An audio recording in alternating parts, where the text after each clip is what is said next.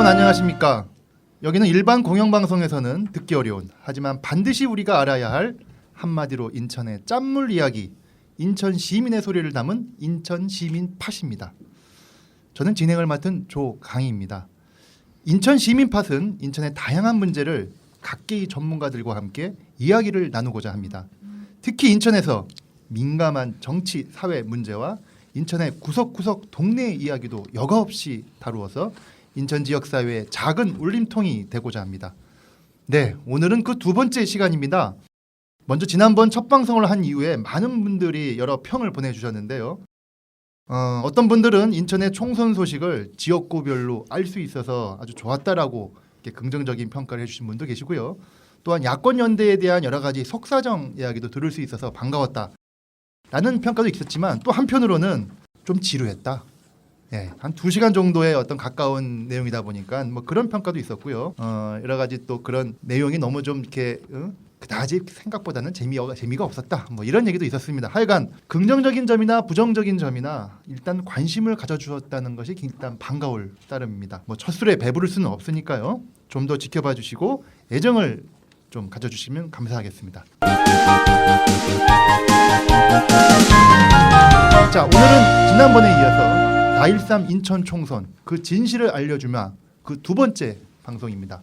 지난번에는 인천의 총선 후보 등록 현황 그리고 시민단체가 정한 낙선 후보에 대한 소개 그리고 야권 연대의 어떤 현황 그리고 인천의 13개 지역구별 판세 분석까지 이야기한 바 있습니다. 오늘은 그거 이어서 그 첫 방송에 대해서 추가로 이야기할 것에 한번 좀 나눠보도록 하고요. 또 시민단체의 낙선 후보 진행 어떤 상황인지 그리고 각 정당의 총선 정책 공약도 살펴보도록 하겠습니다. 오늘도 지난번에 이어서 세 분의 손님을 모셨습니다. 먼저 인천광역시 시의원을 역임하셨던 강병수 전 의원입니다. 네, 반갑습니다. 네, 반갑습니다. 그리고 현재 인천광역시 시의원이신 이양구 시의원입니다. 네, 반갑습니다. 네, 반갑습니다. 마지막으로 인천 시민의힘 이성수 팀장님이십니다. 예, 반갑습니다. 이성수입니다. 네, 모두 이렇게 나와서 아주 감사합니다. 지난번 첫 방송을 했는데요. 어떻습니까, 강병수 전 의원님? 반응이 좀 어떻던가요? 반응이 생각보다 재밌다 이렇게 나온 그렇습니까? 겁니다. 그러니까 이제 저희 면면을 보니까 별로 재미가 없을 줄 알았나 봐요. 그런데 들어보고 나니 생각보다 재밌었다. 참 어려운 평가입니다. 네, 잘했다는 건지 더 잘하라는 건지 모르겠습니다만 어쨌든 그래도 들을만은 했다라고 하는 걸로 들립니다. 네. 제가 들은 반응에도 보니까 특히 게스트 중에 강병수 의원 목소리가 좋았다. 아, 그렇습니까? 고맙습니다. 그런 또 제가 들었는데 네. 오늘은 감기가 좀 걸리셨네요. 네, 좀 감기가 걸리고 저 개인적으로는 이 방송을 저희 집사람하고 같이 들었는데 아하. 공탁금 일부 돌려받은 거가 걸렸습니다. 그래서 좀 민망한 집에 얘기를 잘 안 했었는데 민망한 거를 좀 당했습니다. 네, 본의 아니게 또 그런 또 문제가 발생해서 민폐를 끼치신 겁니다. 네, 네. 죄송합니다. 이양구 의원님은 좀 어떠셨습니까? 뭐 어떻게 주변의 반응이? 속 시원한 얘기 잘 들었다는 얘기 많이 들었습니다. 예, 제가 듣기에도 그 야권 연대에 대한 발언을 많이 하셔가지고 그쪽에 대한 반응이 아주 있었던 것 같은데요. 네, 그렇습니다. 뭐 이렇게 틀에 박힌 그런 부분을 좀 예상을 했는데 그렇지 않고 좀 이렇게 다양한 그런 의견을 뭐 개중에는 진짜 속 시원했다 이런 얘기들 많이 들었습니다. 반응이 굉장히 좋게 나온 것 같아요. 이양구 의원이 제일 인기가 높았어요. 이성수 팀장님의 그 쪽은 어떻습니까, 반응이? 저희가 이제 시민의힘 쪽에서 좀 그 검토를 해봤을 때 그 재밌게 들었다는 얘기가 좀 많이 있었고요. 네, 좀 더 하여간에 준비가 좀 더 많이 돼야 되겠다 이런 생각은 좀 많이 다른 분들이 좀 얘기를 많이 했습니다. 네, 하여튼 뭐 전반적으로 우리가 이런 시민팟을 처음 해본 거다 보니까 일단 또 주제 자체가 지금 총선에 굉장히 관심 있는 주제다 보니까 좀 내용이 좀 부족했다 손치다 하더라도 좀 더 관심을 갖고 애정을 갖고 봐주신 분들이 많았다는 그런 측면을 좀 본다면 굉장히 반가운 거라고 생각합니다. 그래서 오늘은 하여튼 좀 그런 내용을 좀 감안해서 좀 더 재미있고 즐겁게 얘기를 나누도록 하겠습니다.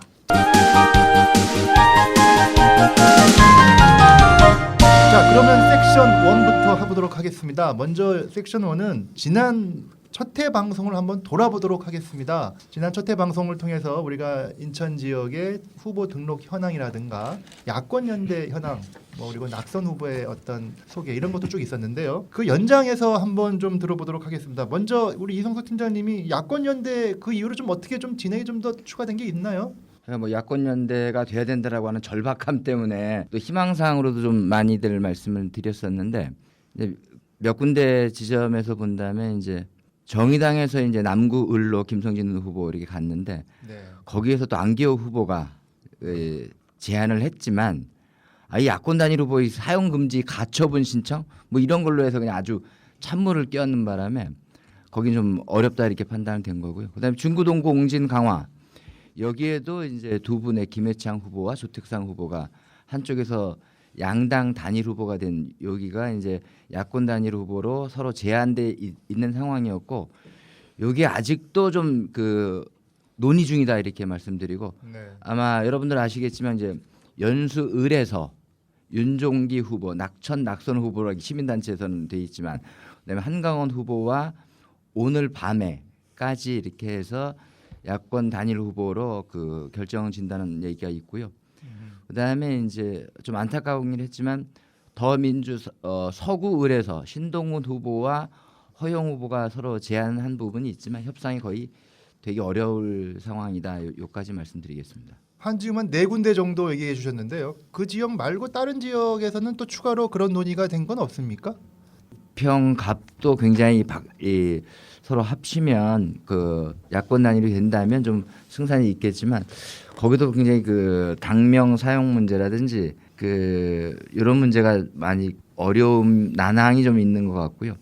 이런 문제는 뭐 다른데 좀 더 아직도 이제 일주일 남았나요? 7일 남은 요 가운데서 논의가 현재는 되고 있는데 이게 쉽지는 않겠다 이렇게 판단하고 있습니다. 네. 그리고 또 한편으로는 그 야권 연대에 아까 언급해 주셨지만 명칭 사용 관련해서 지금 이제 선관위에서 또 다른 해석을 하지 않았습니까? 그러니까 선관위의 직무유기라고 보여집니다. 처음에는 야권연대 후보라고 하는 걸 써도 좋다고 하다가 안기호 후보가 문제를 제기하고 그 법원에서 쓰면 안 된다고 하니까 또 입장을 바꿨어요. 네.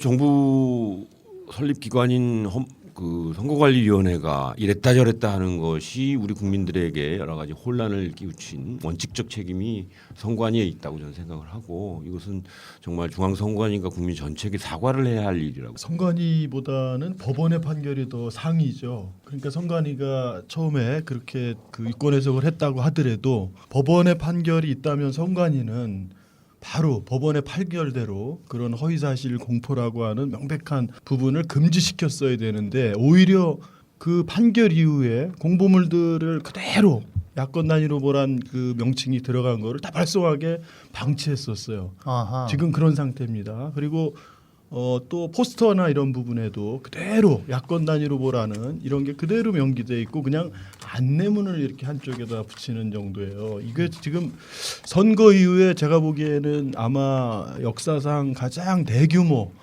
그런 소송이 이게 불가피하지 않나 그런 생각이 듭니다. 다 집으로 발송이 된 상태에서 네. 뒤늦게 법원에서 판단을 했고 그래서 되돌릴 방법이 없었습니다. 단지 이제 지금 동네마다 걸린 포스터에는 야권 단일 후보 이렇게 해놓고 거기다 조그맣게 이거는 더불어민주당과 정의당이 단일화한 겁니다.라고 이렇게 해서 법원의 그 판결문 비슷한 것들을 좀 인용해서 네. 조금 수정했는데 실제로 뭐 어쨌든 많은 혼란이 온 건 사실이죠. 그렇지 않고요. 법원에서 판결난 거는 그 금요일인 4월 1일입니다. 네. 그리고 공보물을 발송하기 위한 우편 작업한 부분은 4월 2일하고 3일 이틀 동안 하게 돼 그 있어요. 이후에 근데 문제는 법원에서 4월 1일 날 판결됐음에도 불구하고 4월 2일 날 이 법원에서 이미 허위 사실이라고 이 부분을 판결한 그 야권 단일 후보가 명기된 그런 후보들이 포함되어 있는 이거를 그대로 작업을 하겠다는 거예요. 중간에 그 선관위별로 작업을 중단시킨 작업을 중단시킨 네. 그런 주민센터별로 이 작업을 하는데요. 여러 군데가 작업을 한두 시간씩 중단도 시켰다가 선관위가 다시 또 일단 발송하고 다른 방법으로 이 부분을 안내하겠다. 이렇게 해서 그냥 그 강행해 버린 거죠. 시기상 문제도 있었지만 이제 6대 지방선거라든지 또 19대 총선에서도 선관위에서 유권 해석을 해준 부분을 가지고 다 홍보법이 만들어진 상황에서 그 총선을 미룰 수 없다면 네. 홍보물은 벌써 제작이 끝난 상황이고 그렇기 때문에 그것은 선관위에서 접수를 했고 그다음에 통까지는 넘어가 있었던 상황들이라고 봅니다. 그랬을 때 현재에 있어서 선관위에서 집행되어졌던 문제는 없었던 거고 그러다 보니까 아까처럼 뭐 한두 시간씩 이렇게 밀리고 이렇게 논란은 됐지만 그래서 아마 좀 궁여지책이긴 하지만 스티커 형태로 아니면 이제 잠깐 외부에다가 보조적으로 붙일 수 있는 더불어민주당과 정의당의 뭐 통합입니다. 이 정도만 하고 아마 진행이 된 상황이다라는 말씀드리고요. 판단이 설 때 이미 각 후보자들은 선거 공보문을 선관위에 제출한 상태입니다. 만약에 그러면 그리고 그 발송 작업이 생각보다 굉장히 많이 걸려서 일요일까지 그러니까 4월 3일 그때 그 선거 공보 안내문을 이제 봉투에 넣어서 발송하는 작업을 일요일까지 마치게끔 되어 있어요. 따라서 물리적으로 불가능했던 상황이라고 저는 보여집니다. 전혀 안 그렇죠. 현장을 다 다녀보면은 중간에 한두 시간을 중단했는데도 네. 토요일 날 그냥 다 끝났어요. 오후에. 예? 무슨 얘기냐면은 법을 그 판결을 지키려는 의지가 있었다면은 당연히 스티커 그냥 하면 되는 거예요. 스티커 그 발송 그 많은 그 지역별로 수많은 그 수십 명이 넘는 분들이 이 봉투 작업을 해요. 그러면 거기에 한 명만 스티커로 거기 야권 단일 후보 바로 법 그 위법이라고 하는 판결을 받은 그거를 당연히 붙이고 할 수 있는 거죠. 네. 근데 아무튼 그런 그 의지나 선관위가 그런 법의 취지 이런 거에 대해서 좀 이렇게 선관위가 문제인 건 저도 동의합니다. 선관위가 문제예요. 선관위.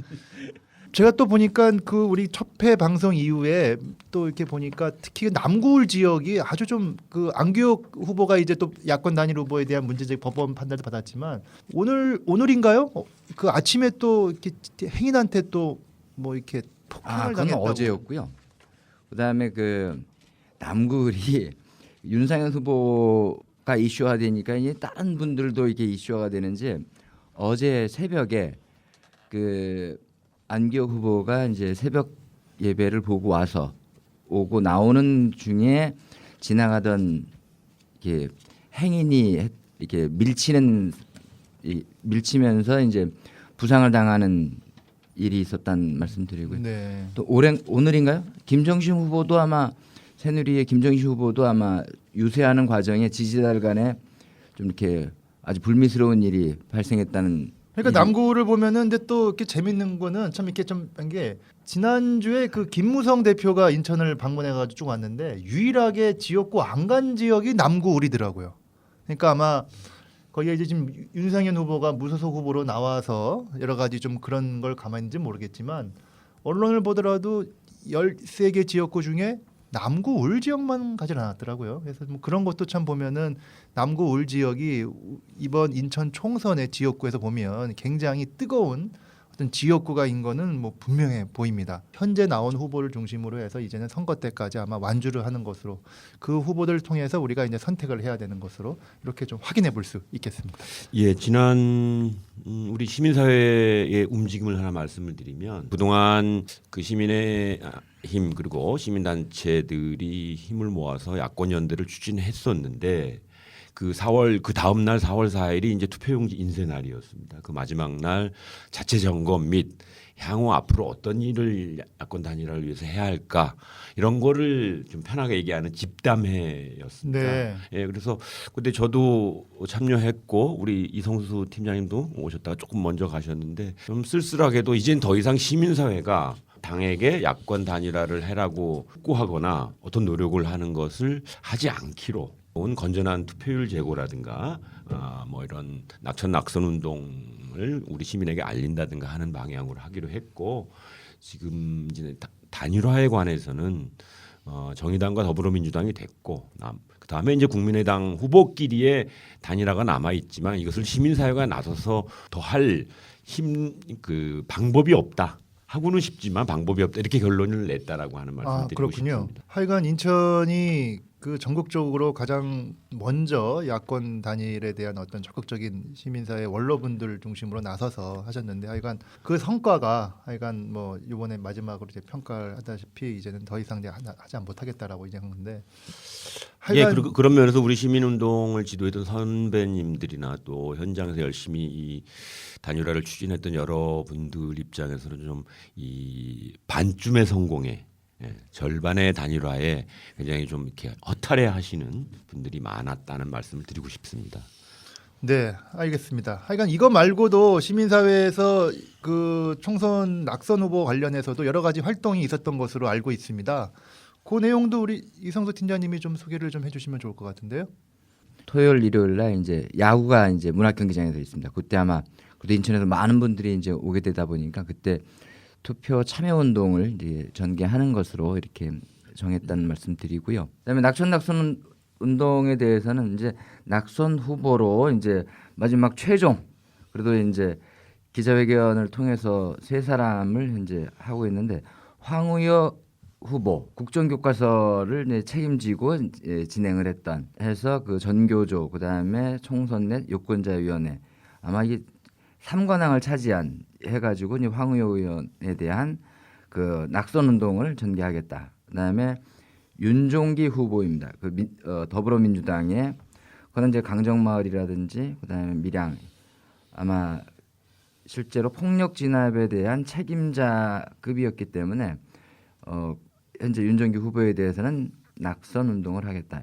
그다음에 조전혁 후보입니다. 조전혁 후보는 전교조 총선넷 유권자위원회에서도 여기도 세 군데가 다 3관왕을 차지한 왜냐하면 전교조 인원 명단 공개라든지 왜냐하면 법에서도 금지한 명단을 공개함으로써 한 3억 원에 가까운 이 벌금도 냈던 네.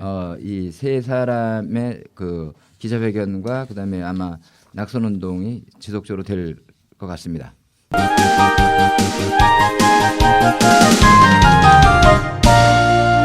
전에 지금 언급하신 이런 후보들이 대부분 박빙 지역에 또 있기 때문에 그 성과가 어느 정도 변수가 될 수 있는지는 좀 더 두고 봐야 될 것 같습니다. 네, 그다음에 이제 이어서 오늘은 그 각 정당에 대한 공약을 한번 좀 살펴보도록 하겠습니다. 인천에 있는 정당의 어떤 정책뿐만이 아니고 중앙당에서도 지금 여러 가지 지금 이번 총선을 앞두고 정책을 내왔는데요. 새누리당부터 쭉 한번 간단하게 좀 훑어보면서 서로 이야기를 좀 나눠보셨으면 좋겠습니다. 새누리당은 제가 한번 이렇게 쭉 보니까요. 이번에 20대 국회의원 선거로 10대 정책을 발표했더라고요. 그래서 뭐 이 내용에 대해서는 뭐 여러 가지 경제라든가 뭐 쭉 있는데요. 너무나 좀 추상적인 내용이 위주로 있다 보니까 일일이 하나씩 언급하기는 좀 어려울 것 같습니다. 다만 지난번에 그 대선 때 이렇게 얘기했던 경제 민주화 얘기는 쏙 빠졌습니다. 아마 이제 그 문제가 대단히 이제 중요한 이슈로 접근되지는 않는 것 같다라고 봐지는데요.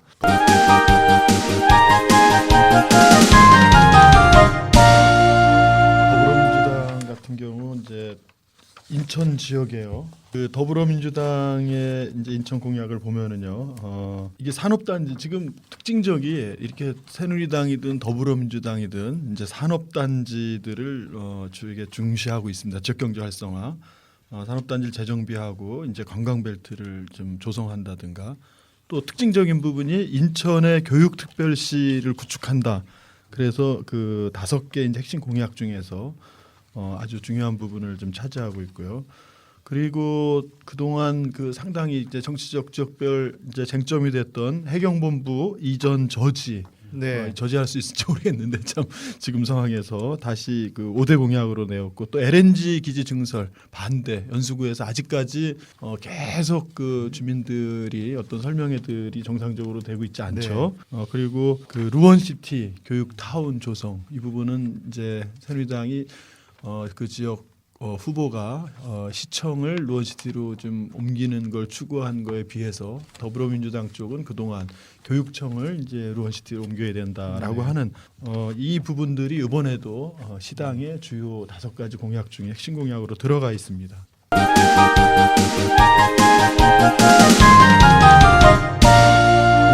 국민의당에서도 인천시당에서 전국 공약이 아니라 인천시당의 10대 공약을 발표를 했습니다. 근데 아마 짧게만 말씀드리면 광역 교통망 구축, 그다음에 교육 재정 확보를 통한 교육 환경 개선, 그다음에 부평 미군 기지 명품 시민공원 조성, 그다음에 통합 예비군, 이게 아마 상국동이 온다는 거에 대한 외곽으로의 이전, 인천시 부채 문제 해결, 수도권 쓰레기 매립지 사용 종료 이행, 원도심 활성화. 제가 이게 판단하기에는 이게 거의 내후년의 지방선거의 인천시장 공약에 가까운, 그래서 네. 국민의당 인천시당 공약이 아니라 시장님 공약에 가까운. 정의당도 지금 이제 공약이 지금 나와 있죠? 네.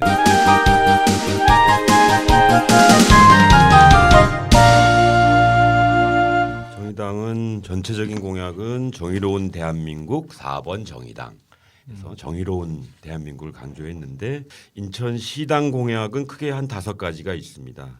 대규모 공교육 지원단지 조성으로 공교육 강화를 하겠다. 그다음에 제가 지난번 시의원 출마할 때 내건 그 공약이기도 한데 인천 제2의료원 건립, 그다음에 국립해양대 유치, 경인고속도로 일반도로화 등 한 5가지가 주요하게 우리 인천시당에서 내건 공약입니다. 네. 그리고 이제 또 소수 정당이긴 하나 민중연합당에서도 뭐 자료가 좀 있나요?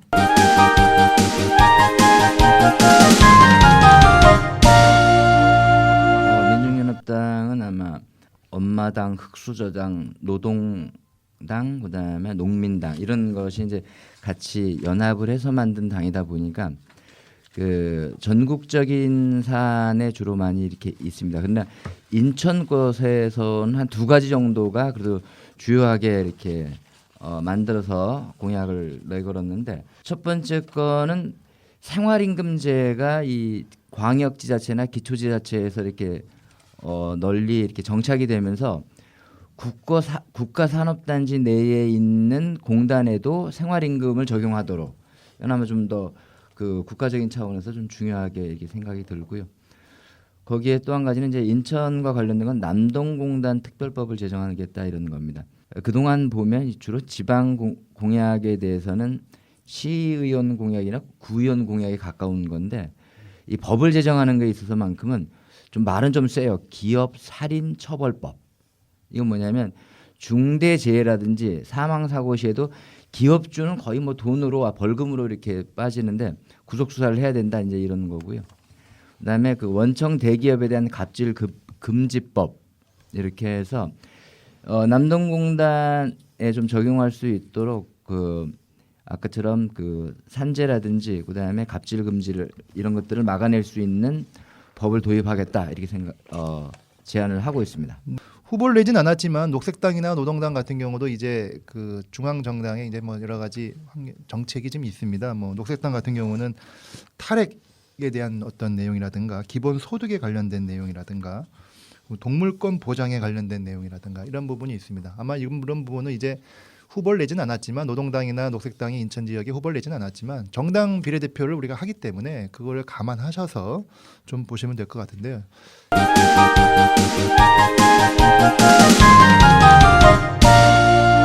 전반적으로 하여튼 인천시당 차원에서 낸 걸 봤는데, 특히 이번 선거가 워낙 정책이 없다, 정책이 차별이 없다, 뭐 이런 얘기를 많이 듣는데요. 지금 얘기를 들어봐도 좋은 얘기는 다 한 것 같은데. 세밀하게 준비된 당이 별로 없습니다. 네. 물론 새누리당하고 더불어민주당은 당의 규모가 있으니까 인력도 있고 하니까 지역에 대해서 공약을 내세우긴 했습니다만, 이게 후보와 시당과 이런 정책과 이런 것들이 긴밀하게 사전 준비되고 총선을 치르는 게 아닌 것이 어찌 보면 굉장히 안타까운 일이죠.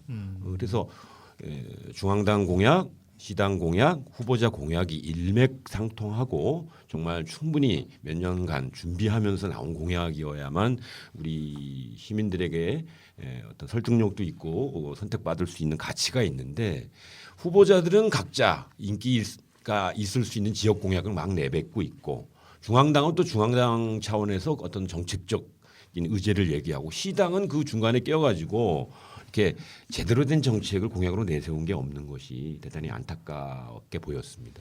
네, 그러니까 좀 예전 어떤 총선과 선거와 다르게 상대적으로 이번 총선이 어떤 공약을 만드는 과정이 시민과 함께 시민의 어떤 밑으로부터 의견을 수렴해서 그거를 담으려는 노력이 상대적으로 좀 굉장히 부족한 이번의 선거가 아닌가라는 측면을 바라보지 않을 수가 없습니다.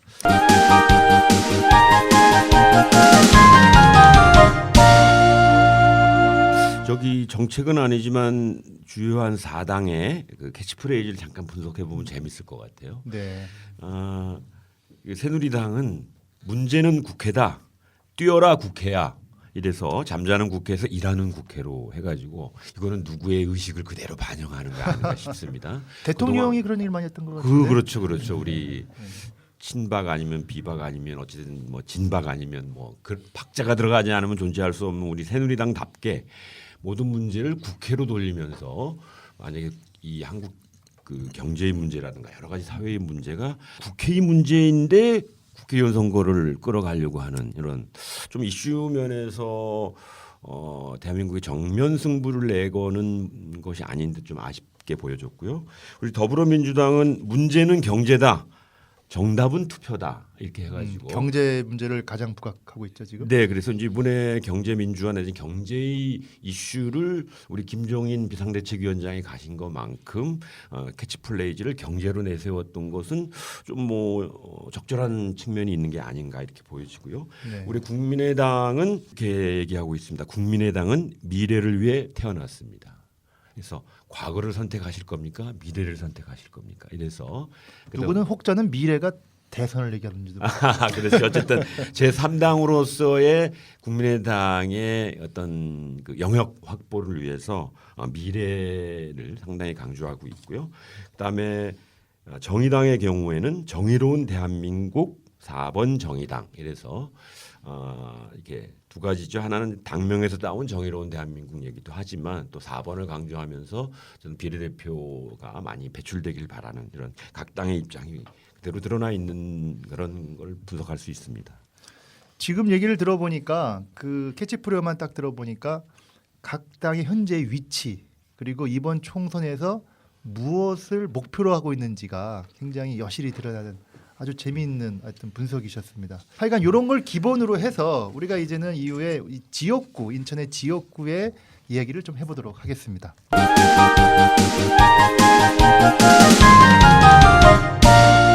네, 다음에는 인천의 지역구 후보자별 어떤 정책을 한번 살펴보도록 하겠습니다. 지난번에 언급드린 대로 지금 지역구에 후보자들이 여러 많기 때문에 이걸 일일이 다 뭐 후보자들의 어떤 공약이라든가 공보물은 다 집에 배달이 되어 있기 때문에 대부분 아시긴 할 테니까요. 일일이 다 소개시킬 수는 없고요. 그냥 그 지역에서 가장 현안 문제, 가장 논쟁이 되고 있는 문제를 중심으로 하나씩 언급하는 방식으로 얘기를 한번 해보도록 하겠습니다. 지난번 순서와 동일한 방식으로 먼저 부평부터 좀 보도록 하겠습니다. 부평 갑을에서 현재 가장 현안이 뭐고 그 현안 문제에 대해서 각 후보자들은 어떤 판단과 생각을 하고 있는지 그 얘기를 먼저 좀 들어보도록 하겠습니다.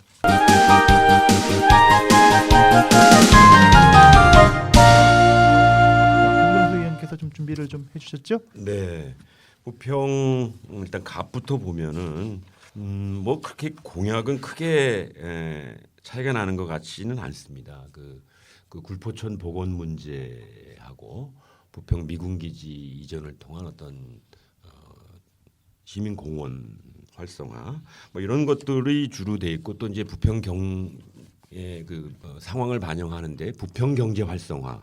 크게 보면은 그건 세 가지로 돼 있을 수 있습니다. 근데 이제 정유서 후보의 경우에는 그 GTX를 송도에서부터 부평을 거쳐서 서울역까지 가는 GTX 굉장히 돈이 많이 들 텐데 이걸 국회의원 개인이 할 수 있는 건지 모르겠습니다만 그걸 이제 하나 공약하신 게 좀 특징적이고 우리 그 이성만 후보는 본인의 전공답게 지역의 재개발, 재건축 사업에 대해서 확실하게 보다 더 잘할 수 있다라고 하는 것들을 이제 주장하셨고, 그다음에 우리 문병호 의원님은 뭐 이렇게 앞에 거랑 크게 그 두 분 분들이랑 크게 다르지 않고 오히려 문병호 의원은 정치 혁신을 이렇게 강조하고 지역 현안에 대해서는 크게 새로울 게 없는 다른 후보랑 달리. 그래서 부평갑의 경우에는 지금 예측 불허인데 공약도 보면 대체적으로 비슷하고 차별성이 거의 안 보이는군요. 그래 거의 차별성이 안 보이는 상황으로 보여질 수 있습니다.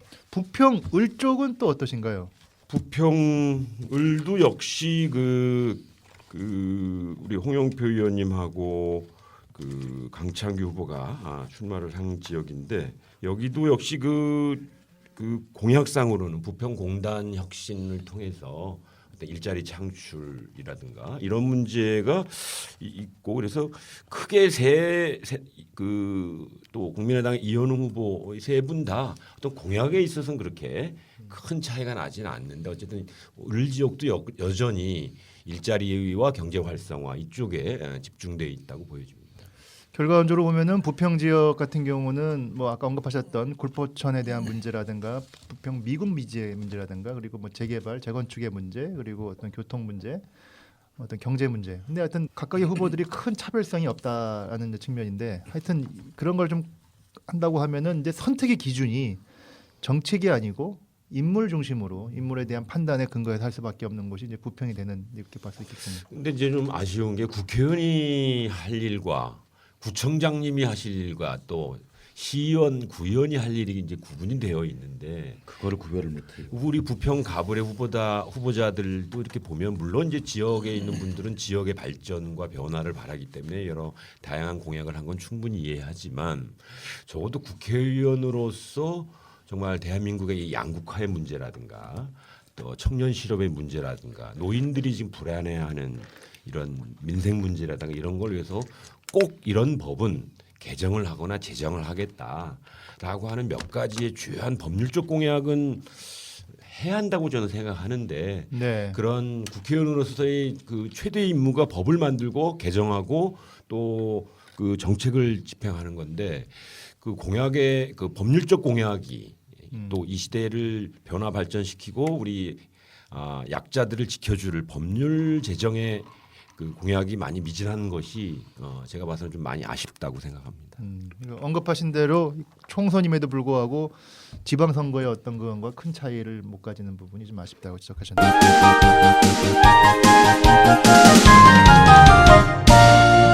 이어서 계양구도 한번 보도록 하겠습니다. 계양구도 여러 가지 가불이 나눠져 있는데 이슈를 중심으로 한번 이양구 의원님이 좀 얘기 좀 해주시죠.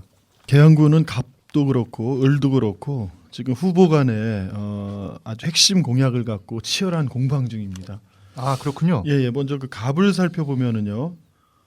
기호 1번 오성규 후보가 먼저 그 광역철도 계양선을 이제 새로 만들겠다 해서 이 계양의 좀 원도심 지역이라고 할 수 있는 효성동, 작전동, 서운동 이 여기서 홍대역까지 29분에 가는 그 이런 도를 만들겠다 그래서 이 부분 갖고 지금 그 기호 2번 유동수 후보하고 네. 그런 그 치열하게 공방 중이고요.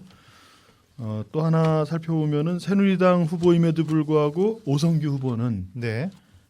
대표 공약 중에 출산휴가, 육아휴직 이거를 15개월에서 36개월로 확대하겠다는 그 일반적으로 이렇게 복지 정책을 새누리당이 이렇게 좀 더 확대하고 이러는 거를 그 제안하는데 비해서 이런 특이한 이제 공약을 여성들이 내세우기도 했습니다. 좋아하시겠는데요. 뭐 좋아하겠죠. 여성만이 아니라 이제는 그 부부가 그렇습니다. 교대로 이제 이런 휴직 일가정 양립 정책에 의해서 이렇게 추진하기 때문에 아마 많은 그 좋아할 것 같습니다. 예, 유동수 후보는 박형우 청장과 함께 효성 도시개발 사업을 임기 내 착공하겠다고 한 부분이 눈에 띄고요. 또 송영길 그 전 시장과 함께 서운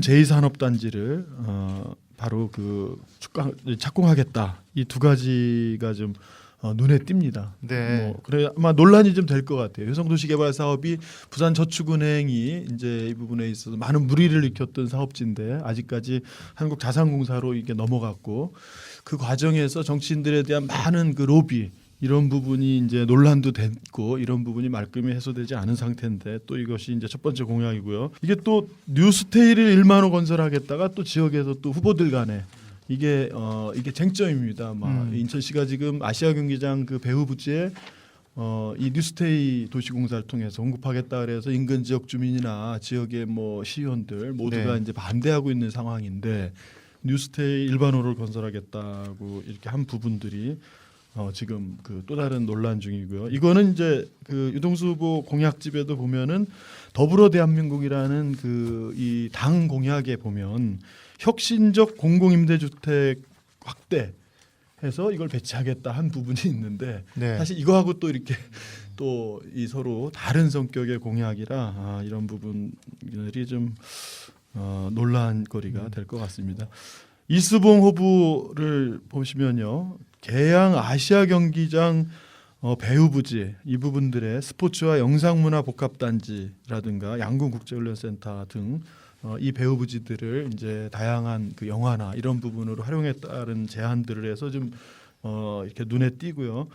이수봉 그 후보는 공약이 대체적으로 이 건설 막 이런 것보다는 뭐 엄마들과 만든 5대 계양 생활 공감 정책, 무슨 뭐 교육이라든가 복지나 뭐 이런 부분들, 그리고 봉화로 그 이 인근에 현재 주민들이 많이 친근하게 찾을 수 있는 뭐 그 벚꽃길이라든가 꽃길이라든가, 그러니까 어떻게 보면은 이 하드웨어적이고 뭐 이런 토목적 토건적 이런 것보다 사실 이 소프트웨어적이고 이런 쪽의 공약을 많이 한 부분이 특징이 있습니다. 네, 뭐 얘기 들어보니까 상대적으로 부평보다는 좀 약간 다르게 약간의 후보들 간의 정책에 대한 약간의 차이가 있습니다. 상충이 있는 거네요. 네네. 네. 정책의 대립도 있고 또 정책의 가치 지향점들이 또 후보 간에 좀 나타나고 있습니다.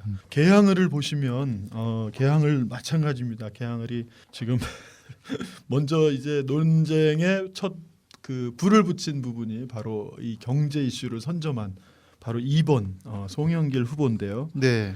계양 테크노밸리 100만 평, 계양 테크노밸리 100만 평, 일자리 2만 개. 뭐 이거를 이제 뭐 어마어마한 현수막을 이제 지역에 뿌려서 완전히 이걸 주도했습니다. 아주 경제 정책으로. 이제 이 부분들이 지금 어제 후보자 토론회도 그렇고 후보자 간 공보물에도 그렇고 지금 그 실현 가능하냐 안 하느냐 이런 공방을 이제 좀 벌이고 있는 상태입니다. 아, 그렇군요. 예. 그리고 또 한 부분이 바로 자율형 사립고 이거 역시 이제 송영길 후보가 이제 제시를 한 건데요. 대표 공약 3개, 계양 테크노밸리 100만 평, 자율형 사립고 또 경인교대를 서울대를 유치. 이 3가지 대표 공약이 사실은 아주 후보 간에 아주 대립되고 지금 그러고 있는 현실이고요.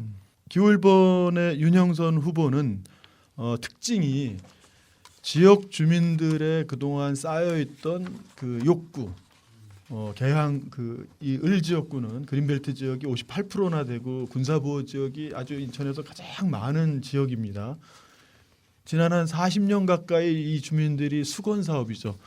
뭐 여러 정치인들이 공약을 내걸었다가 사실 이렇게 벽에 부딪힌 공약들이기도 한데 이번에 그런 공약을 대부분 다시 공약으로 내걸었다는 특징이 있습니다. 그린벨트를 뭐 해제하겠다라든가 또 탄약고를 이제 이전하겠다라든가 또 뭐 이 아라뱃길 주변에 이거를 이제 발전시켜서 지역 발전에 기여하겠다. 뭐 이런 공약들을 좀 했는데요.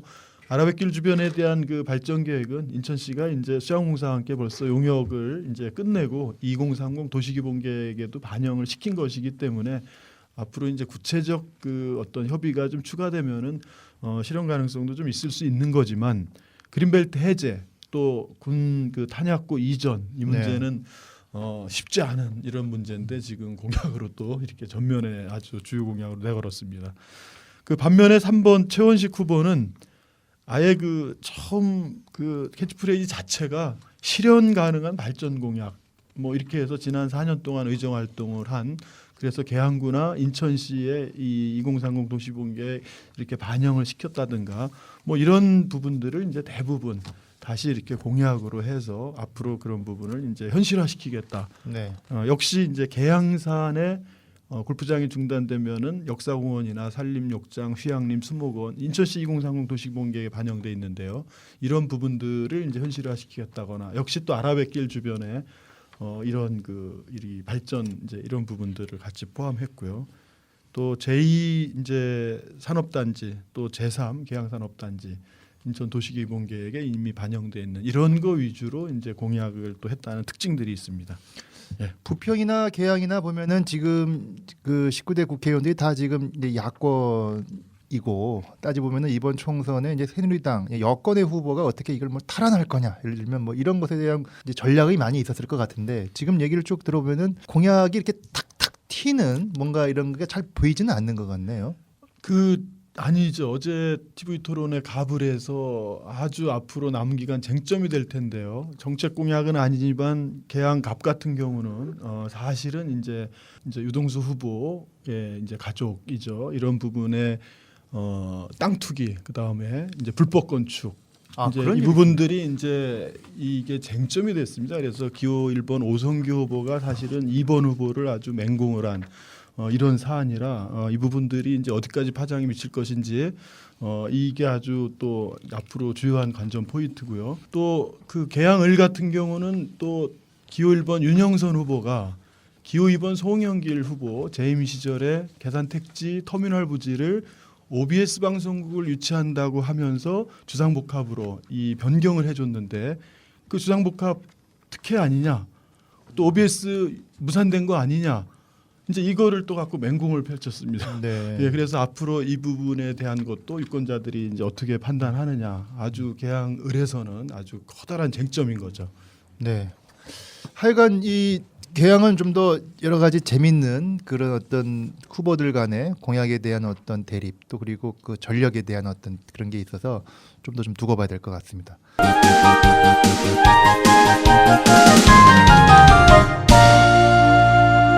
다음은 남구를 한번 보도록 하겠습니다. 남구도 역시 갑을로 나눠져 있고 한데요. 이건 이성수 팀장님이 좀 소개를 해주시죠.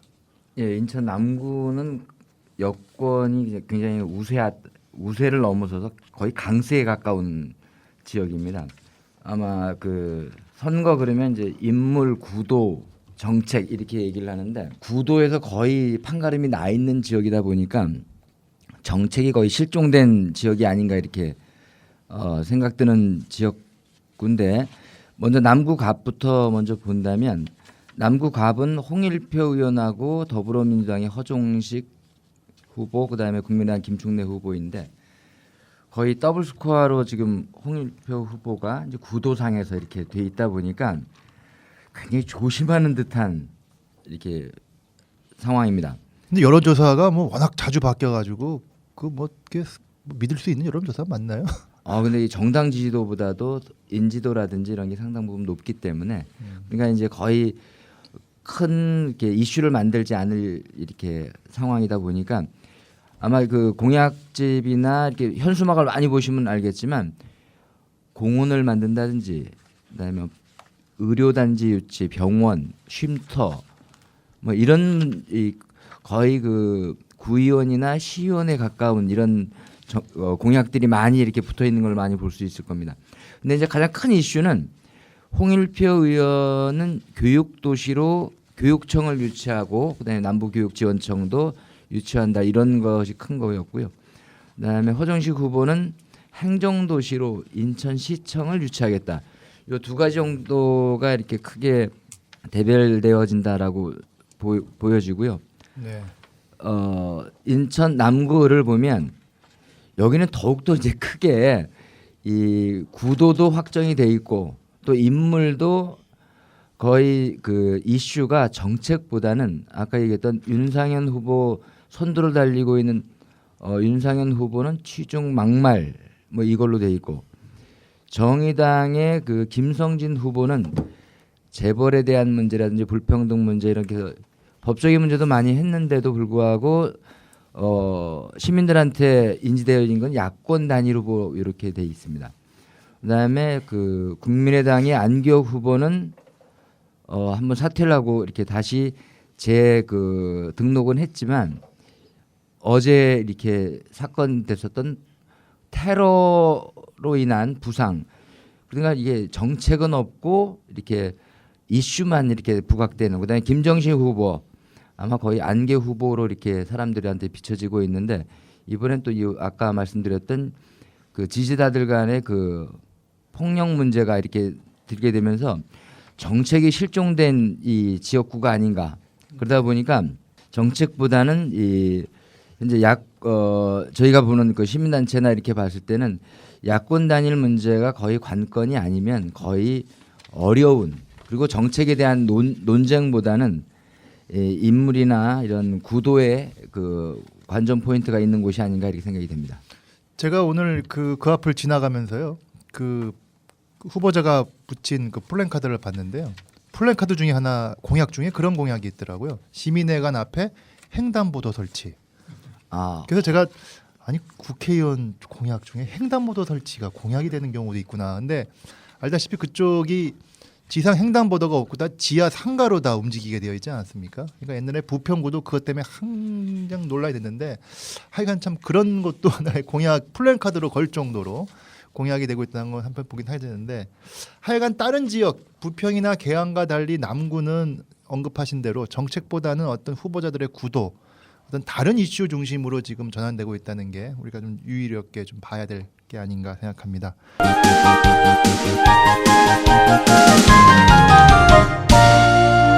다음은 남동구도 한번 보도록 하겠습니다. 남동구도 역시 이제 이쪽은 야권이 지금 굉장히 좀 다 후보가 되어 기존의 후보인데요. 어떤가요?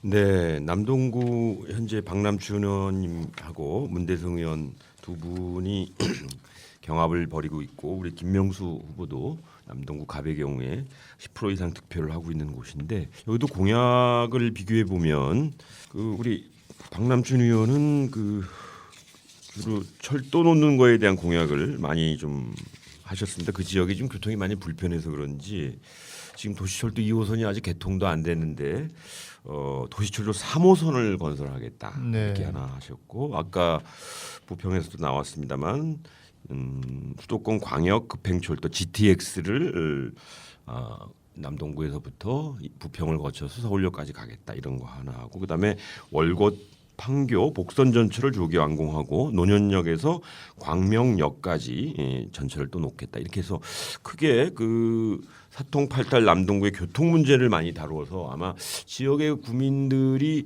이런 남동구의 그 발전하는 거에 비해서 교통이 불편한 것들을 반영하고 있는 것 아닌가 하고, 나머지는 주로 이제 지역의 그 남천동의 도시 첨단 산업 단지 약 23만 제곱미터 규모로 하고, 또 남동공단도 활성화하겠다고 해서 하나는 교통 문제, 하나는 첨단 산업 단지 육성으로 뭐 지역 일자리, 그다음에 이제 남동구를 뭐 대표 관광 도시로 만들겠다. 그다음에 교육 도시 남동구 이렇게 하셨는데, 그런 철도 문제를 빼고 나서는 우리 뭐 문대성 후보는 뭐 동네 동별로 현안을 해가지고 구청장님이 내걸 만한 공약들을 세부적으로 동별로 했고, 우리 김명수 후보의 경우에도 지역에서 해나가야 될 일들을 중심으로 했고, 그 정치, 경제, 교육 뭐 이런 것들은 원칙에 대한 얘기만 했지 아주 실질적인 공약은 좀 떨어지는 측면이 좀 있습니다. 그래서 아까도 말씀드렸듯이 국회의원이 해야 될 일은 것과 구청장, 시의원이 할 것들을 여전히 우리 후보자님들이나 우리 또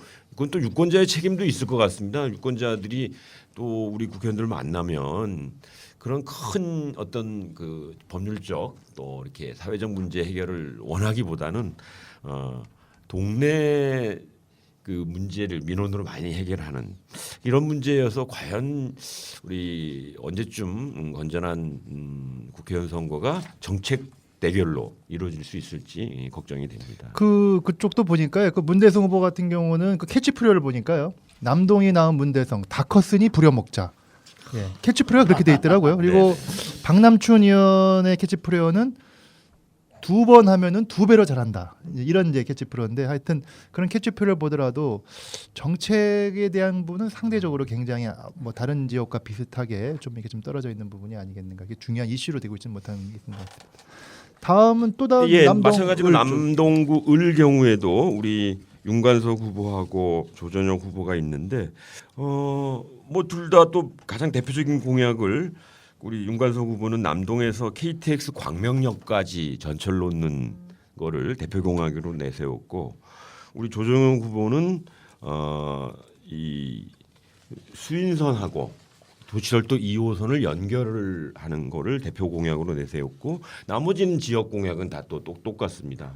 그래서 이게 물론 남동에서 KTX 광명역까지 전철이 놓아지면 좋겠죠. 그리고 우리 지하철 2호선과 수인선 이렇게 연결되면 뭐 좋은 건 알겠는데 그런 것들만 너무 강조하는 것 그리고 지역의 동별로 여러 현안들을 얘기하는 것은 어쨌든 뭐 남동 갑이나 이런 면에서 좀 천편일률적이라고 저는 판단이 들고 우리 국민들이나 후보자들이 어쨌든 조금 더 스스로 자기가 잘할 수 있는 예를 들어 조정현 후보가 자기가 경제 전문가면 한국 경제 어떻게 살릴 것인지 그걸 위해서 보다 세부적인 법률적 이런 걸 좀 해야 되는데 조정현 후보는 뭐 한번 국회의원 하신 분처럼 몇 가지 법률적 제안도 좀 해서 눈에 띄기는 했었습니다. 네. 네네.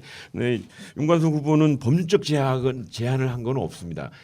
그동안 만든 법에 대해서 이렇게 홍보는 하고 있습니다만 앞으로 자기가 다시 재선이 되면 어떤 법률을 제정하겠다 이런 측면에서 좀 약한 측면이 눈에 보입니다. 네, 하여튼 뭐 여러 가지 비판적 관점에서 좀 봐주셨는데요. 하여간 남동구 갑을에서 이 더불어민주당 이 기호 2번의 후보들은 하여튼 교통 문제를 집중적으로 지금 주요한 공약 이슈로 지금 다루고 있는 거는 이제 보이는 것 같군요. 어차피 다 두 분 다 이제 또 재선을 목표로 하고 있는 것이고 상대적으로 새누리당 후보는 이제 그런 부분보다는 본인에 대한 어떤 색깔 그런 어떤 측면을 좀 더 부각해서 보도된 걸로 봐지는 겁니다.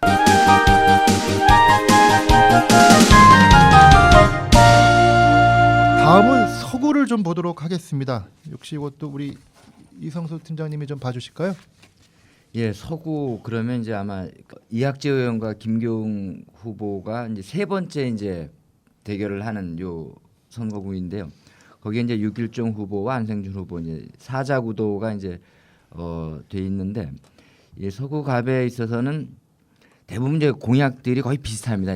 왜냐하면 두 분 다 워낙 많이 이제 두 강 이학재 김교웅 후보가 그동안 이제 워낙 많이 해봐가지고 그리고 이제 진박이라고 하는 이학재 의원과 그다음에 송영길 시장 때 그 정무부 시장을 지냈던 김경우 후보가 주로 이제 크게 그 서구 갑에서 하는 것은 경인고속도로가 일반 도로화 하는 문제고 루원시티가 워낙 이제 그동안에 이제 어려움으로 있었기 때문에 이제 큰 이슈가 돼 있고 그다음에 청라가 그 서구 갑에 계속 남게 되면서 연륙교 문제 그래서 이게 크게 대별되어지는 부분은 아니고 이 이학재 후보와 김경우 후보가 이제 세 번째 이렇게 하게 되면서 거의 그 당 선거에 가까운 어떤 정책적인 것보다는 이제 구도에 가까운 현재 이렇게 된 여기서 좀 재밌게 본 거는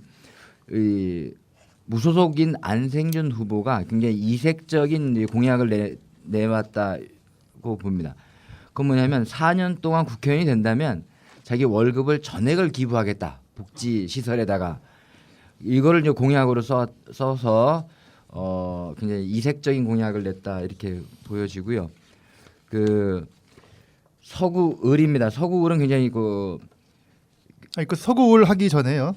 그 지금 이제 이학재 후보하고 김교웅 후보가 있는 서구 갑 보면은 제가 보니까 거기도 주요한 이슈가 두 개가 있는 것으로 지금 알고 있습니다. 특히 이제 환경 이슈인데요.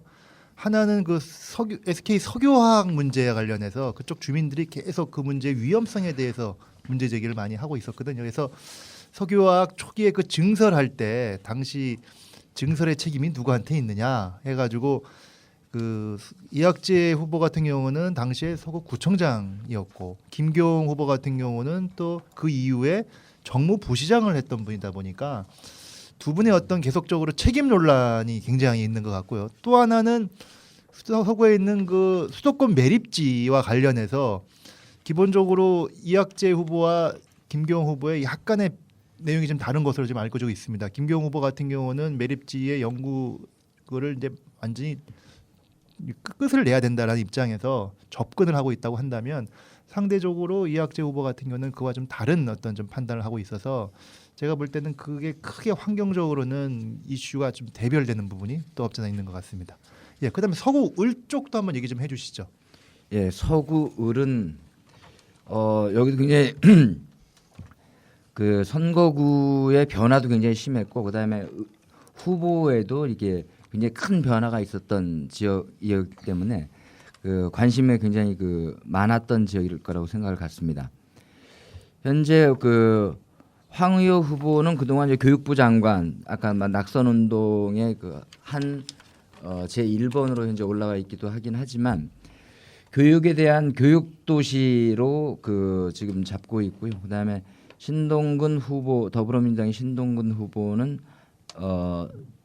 정무부시장을 지내면서 그 강화가 빠지고 이제 서구을로 서구에서만 이제 하게 되면서 지역 문제로서는 그 교육에 대한 문제는 누리과정에 대한 것 그다음에 서구을은 세 분의 후보로 남았죠. 이제 처음에 네 분이 등록을 했다가 홍순문 후보 빠지고 여기도 새누리당 황의호 후보, 그다음에 더불어민주당 신동근 후보, 국민의당 허영 후보로 여기는 거의 박빙의 지금 이 세 후보가 지금 뛰고 있는데 각 후보들의 주요 공약들은 이제 새로 선거구가 바뀌게 되면서 현재 주로 교육에 대한 문제나 검단 지역 그 활성화 사업. 근데 이제 가장 큰 이슈 중에 하나는 황의호 후보는 9호선을 연장을 해서 강남과 연결을 하겠다. 그다음에 신동훈 후보는 5호선 및 1호선을 연결을 하는 이게 아마 제일 큰 차이점으로. 근데 이게 이 주민들에게 있어서는 굉장히 주요한 수건 사업이긴 하지만 여기에 대해서 좀 면밀하게 좀 봐야 될 문제가 예산에 대한 문제라든지 좀 실현 가능성에 대한 이게 그 지역 주민들한테 필요하다라고 해서 그 좀 남발하는 관점이 아닌가 보다 이게 지역 주민들과 좀 더 필요한 부분들이 공유되고 그다음에 이제 국회의원으로서의 좀 주민들을 대변할 수 있는 법적인 이런 것들이 좀 면밀히 검토가 돼야 되겠다 이렇게 생각을 갖습니다. 네, 언급하신 대로 이 서구 을 지역 같은 경우는 5호선 연장이냐 9호선 연장이냐 어찌 보면 후보들과 이렇게 대립이 많아 있어가지고 그것에 대해서도 이후에 한번 면밀하게 검토를 하고 선거가 끝난 다음에도 그 실제로 실현 가능한 건지는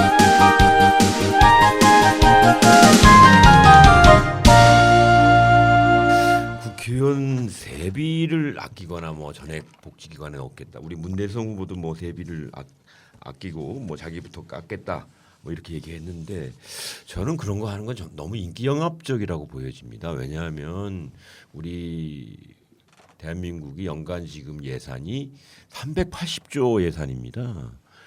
그리고 그 세수가 좀 모자라 가지고 벌써 박근혜 정부 시절에만 한 60조, 70조 정도의 부채가 늘어난 상황에서 자기 세비 한 달에 한 돈 1,000만 원 받는 거에서 아껴가지고 다 복지기관 준다고 해도 이 대한민국의 지금 이 경제 문제에 전혀 도움이 안 되는 거거든요. 오히려 돈 받아가지고 정말 대한민국을 위한 정책 개발 잘하고 주민들의 의견을 충분히 수렴할 수 있는 그런 용도로 돈을 주니까 그 용도로 잘 쓰시면 되거든요.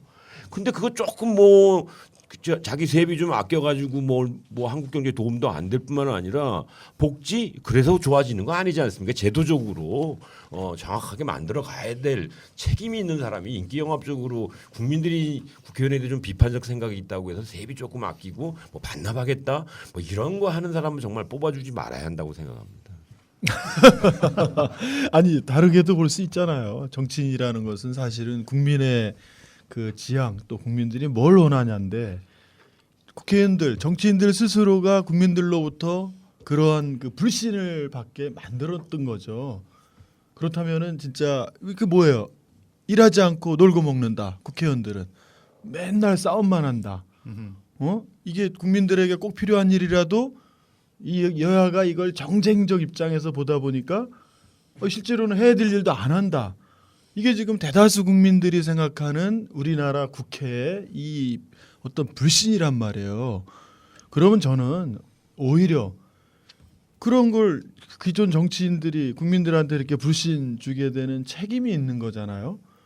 그러면은 저는 과감하게 세비 그래 어느 정도 제가 국민들로부터 신뢰받기 전에 세기 깎겠다. 그리고 국회의원들 보좌관 몇 명이에요? 7명에다가 거기다가 인턴 2명에다가 그리고 후원의 비로 운영할 수 있는 지역의 최대 5명까지. 자, 9명이라고 하는 국회 보좌직과 지역에 5명이라고 하는 이런 어마어마한 인력을 운영하고 있는데 진짜 과연 그 많은 인력과 그 많은 세비와 그 많은 비용들을 지원받으면서 그 역할을 하냐는 거예요. 그러니까 저는 진짜 이번에 되게 아쉬운 게 뭐 새누리는 그 자체를 계속 반대했으니까 그렇다 치고 더불어민주당도 그렇고 국민의당도 그렇고 정의당 이런 진보 정당조차도 국민들의 그런 불신을 해소시키기 위한 특권을 내려놓는데 너무 등한시했다. 실제로 시민단체에서도 이번에 정치인에 대한 그다음에 야권 단일 문제 이렇게 하면서 되게 정치에 대한 또는 정치인들에 대한 혐오 의식이 많이 높아졌는데 아마 저는 이제 중앙 언론이나 방송을 통해서도 그런 게 상당 부분 유포된 느낌도 많았고 실제로 정치 혐오라든지 아니면 사람들이 정치 의식에 대한 것들을 이렇게 도외시하게 되는 이런 것도 하나의 언론의 그 역할, 언론의 문제가 아닌가. 네. 그다음에 지금 인천에서도 이 정책적인 문제가 언론상에 나타나지 않습니다. 이게 무슨 말이냐면 그만큼 깊이도 높지 않고 이슈화된 형태로만 이렇게 되다 보니까 정치적인 문제가 정말 그 실제의 제도나 조례나 이런 것들이 미치는 영향이 큼에도 불구하고 혐오 의식으로 아니면 그런 것들을 좀 기피하게 하는 것들이 많이 문제점이 아닌가 이렇게 생각을 갖고요. 괜히 그런 것으로 무슨 세비를 잠깐 반납한다든지 이런 문제보다는 정책적인 것들을 보다 보강하도록 그다음에 그런 역량들을 높이도록 하는 게 좀 중요한 게 아닌가 이렇게 생각을 갖습니다. 그러니까 이제 우리 이한구 의원이 얘기하신 대로 국회의원들의 특권 내려놓기에 대해서 제가 반대하는 것은 아니고 특권을 내려놓으려면 국회법을 어떻게 고치겠다. 내지는 세비를 받아서 지출하거나 정치자금 받아서 지출한 내용을 국민들에게 정확하게 1년에 한 번씩 유권자들에게 공개해서 평가받을 수 있는 시스템을 만들겠다든지 이렇게 스스로가 그 객관적이고 그 특권을 내려놓는 것을 제도화하는 공약을 국민 앞에 내놓고 판단을 받아야지. 그 제도에 대해서는 이런 방구 없이 자기 세비를 전액 뭐 복지단체에 기부하겠다든지 스스로 세비를 깎겠다든 이런 개인적인 판단을 하라고 보내는 게 아니지 않습니까? 그래서 제가 얘기하는 건 특권 내려놓기를 찬성하지만 특권 내려놓기를 어떻게 해서 우리 시민의 눈높이에 맞출 것인지를 제도화하는 방안을 공약으로 내세워야 한다. 이런 말씀이죠. 그 제도가 어쨌든 그 구체적으로 나타나는 게 저는 그런 것 하나라고 보는 거예요. 이번 그 모든 정당들이 사실 국회의원의 특권이라는 거는 개인이 어떤 국회의원이라는 지위를 이용한 특권이 있을 수 있고 또 하나는 우리나라 이 정치 구조 자체가 중앙 집권적인 그럼 특권을 내놓는 건 뭐예요? 중앙의 정책 결정과 중앙의 예산이 많이 있으니까 결국은 국회의원이 그거 갖고 행세하는 거잖아요. 근데 실제 시민들의 삶의 질에 직결되는 정책은 어디서 생산되느냐요. 새로운 정책은 어디서 나오고 바로 지자체에서 대부분 새로운 정책적 모델이 나온단 말이에요. 지역 주민들과 지자체의 어떤 앞서가는 그런 선출직들에 의해서. 자, 그러면은 특권을 내려놓는 거는 바로 지방분권을 강화하는 데 근본적인 거고 지방분권을 강화하면 당연히 국회에서 다뤄야 될 정책적 결정 또 하나는 예산에 대한 심사나 이런 여러 가지 분배 기능 이 부분들이 지역으로 온다는 거죠. 그러면 오는 만큼 당연히 현재 국회에 갖고 있는 인력 운영이나 그런 비용이 집중된 것을 지역으로 와야 된다는 거예요. 바로 그런 부분들이 저는 아쉽다는 거죠. 특권을 내려놓는다. 지방 분권을 말로만 하지 실제로 분권을 내려놓는 구체적 실천 방법인 지자체들이 재정이 어려운데 광역의원 한 명의 정책보좌관도 못 만들고 있는 이런 현실인데 과연 국회의원들이 특권을 진짜 내려놓을 생각이 있는지 저는 그게 의심스럽다는 거예요. 모든 정당이. 네, 하여간 우리가 얘기를 하면서 국회의원에 대한 특권 문제, 세비 문제를 얘기했는데요. 뭐 일반 시민의 입장에서는 지금의 국회의 모습을 보면은 세비 무슨 반납한다, 세비를 깎는다의 국회의원의 자발적인 걸 하기 이전에 국민이 세비를 주고 싶지 않죠. 네, 솔직히 세비를 왜냐하면은 이번에 국회의원이 되면은 뭐 보좌관이고 뭐고 다 포함해서 한 1년에 1인당 한 30억 정도의 세비가 들어간다는 게 지금 그런 거 않습니까? 그러니까 그런 측면을 보면은 진짜 그렇게 중요한 많은 혈세가 들어가는 거기 때문에 국회의원이 제 역할을 똑바로 해야 되기 때문에 더더군다나 이번 총선에 후보를 선정함에 있어서 굉장히 신중하고 꼭 참여해서 해야 한다는 걸 다시 한번 우리가 확인해 볼 수 있을 것 같습니다.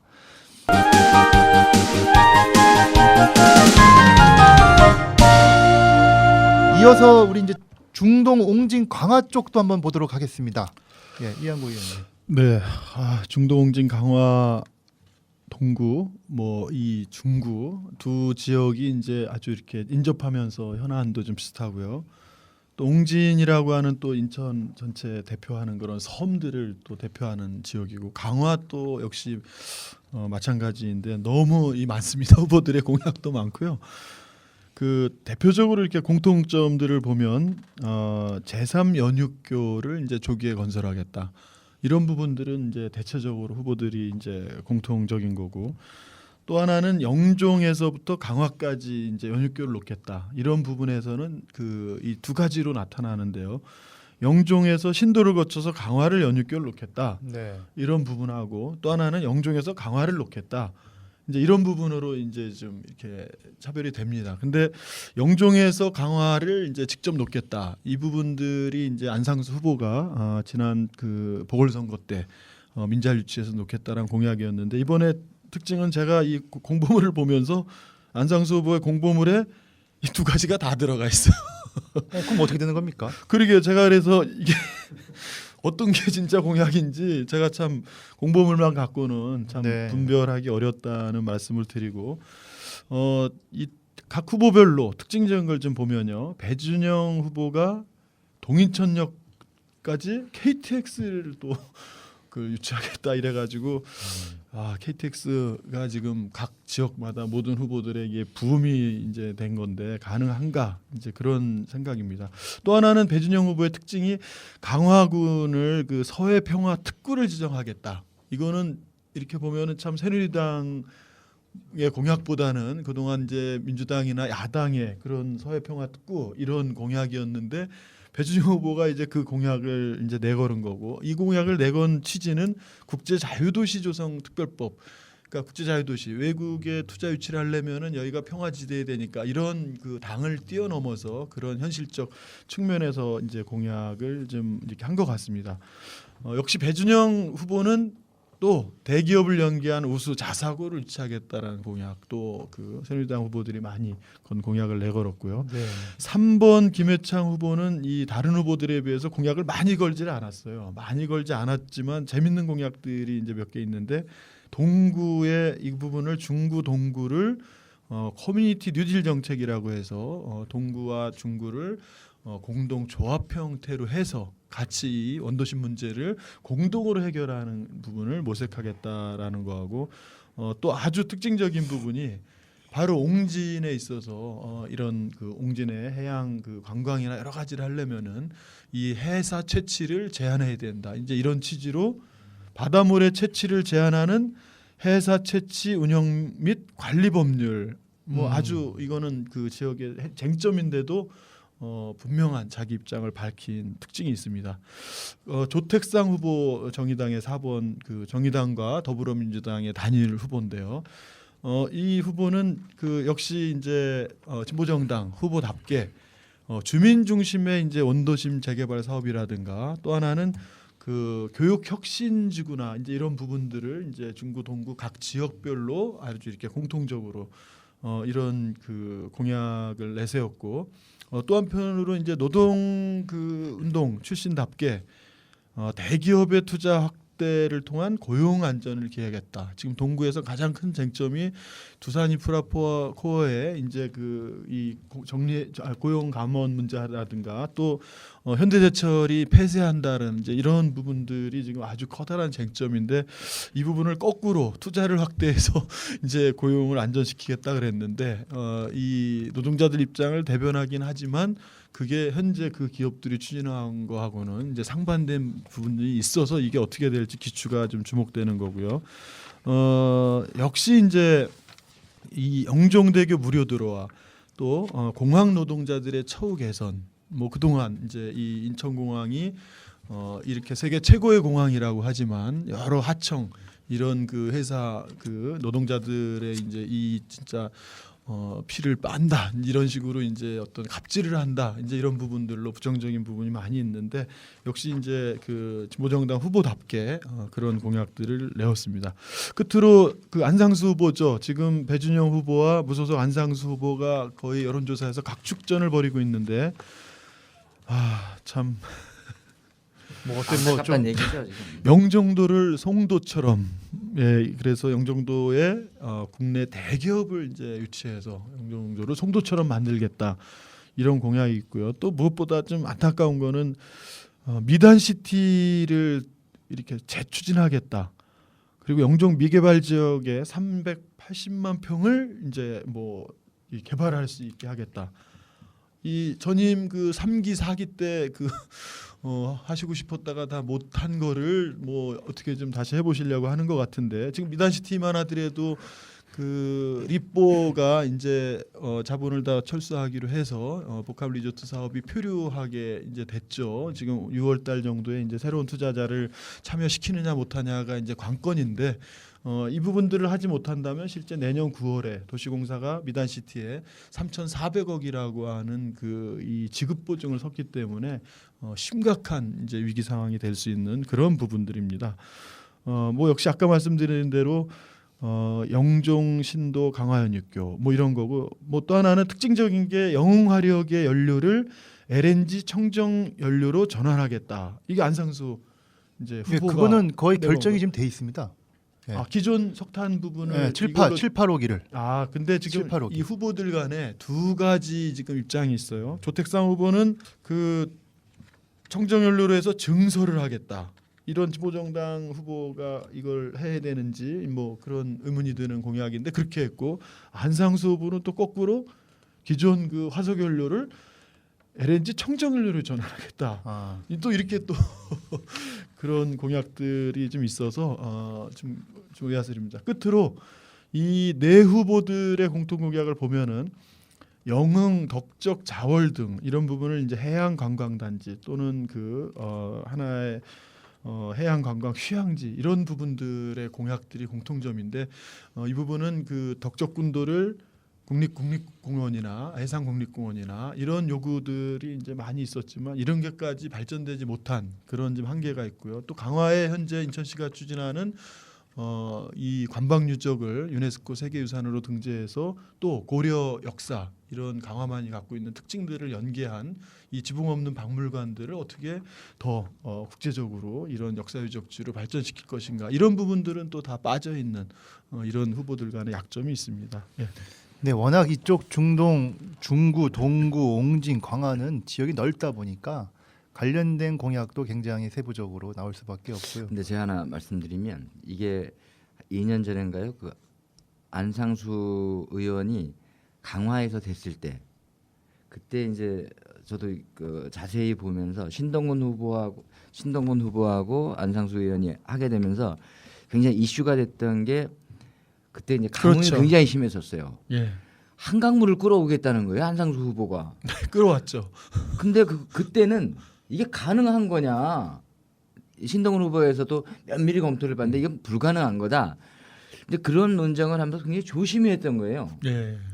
근데 작년도에 그걸 끌고 오더라는 거예요.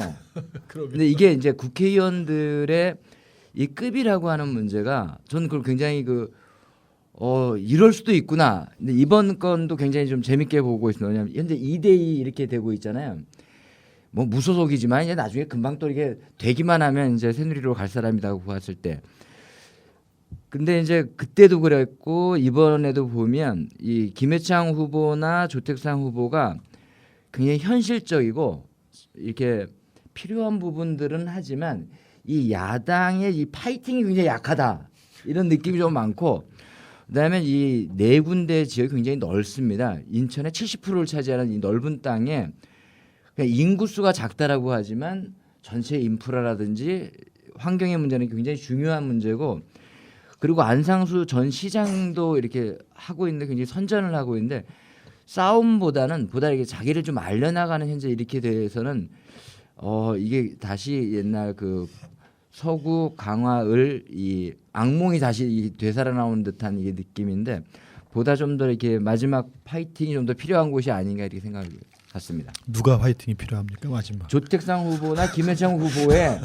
아니 지금 2대2면 거의 그래도 가능하지 않을까 이렇게 생각을 하는데 근데 그 지난번에 그 한번 우리가 얘기할 때겠지만 그 새누리당 그 후보는 세월호와 관련해서 굉장히 좀 이렇게 문제가 돼가지고 이게 좀 문제로 지적된 후보 아니겠습니까? 근데 그거에 대한 어떤 그런 계속 움직임이 상대적으로 이렇게 많이 보이지는 않는 것 같습니다. 왜냐하면 그렇게 하면은 도리어 다른 후보가 될 거라고 해서 그런 건가요? 아니면 이렇게 생각보다는 굉장히 좀 그런 면이 좀 없지 않는 뭐 예, 고박 뭐냐면 이게 선박의 그 화물들을 묶는 그 회사의 부회장을 했다 이렇게 하고 해운 항만 회장을 맡고 있다든지 이런 문제 때문에 그러는데 현재 좀 집중을 하기 위해서 현재 제일 아까 했던 황우여 국정교과서 문제라든지 그다음에 그 강정마을로의 윤종기 후보 그다음에 그건 뭐 오늘 밤에 어떻게 결정 날지는 모르겠지만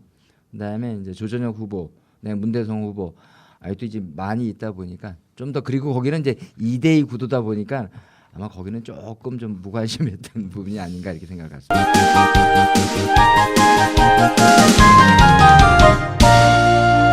네. 그다음에 이제 마지막으로 연수구를 한번 보도록 하겠습니다. 연수구도 지금 갑을로 지금 나누어져 있고요. 연수구의 원래 후보는 이제 황우여 이제 후보였는데 이제 서구로 갔기 때문에 쉽게 표현해서 이제 무주 공산이 되어버린 겁니다. 그래서 갑을의 국회의원이 다 새로운 사람이 이제 되는 상황인데 먼저 연수 갑을 보면은 그 연수 갑의 정승현 새누리당 후보는 이제 경제 전문가다라는 걸 굉장히 주요한 본인의 어떤 이슈로 지금 하고 있습니다. 실제로 지금 대학에서 경제학을 가리키는 교수로 알고 있는데요. 하여튼 경제 활성화에 대한 이야기를 중심적으로 하고 그리고 연수구 원도심 재생 문제 그리고 교육 문제를 또 언급했고요.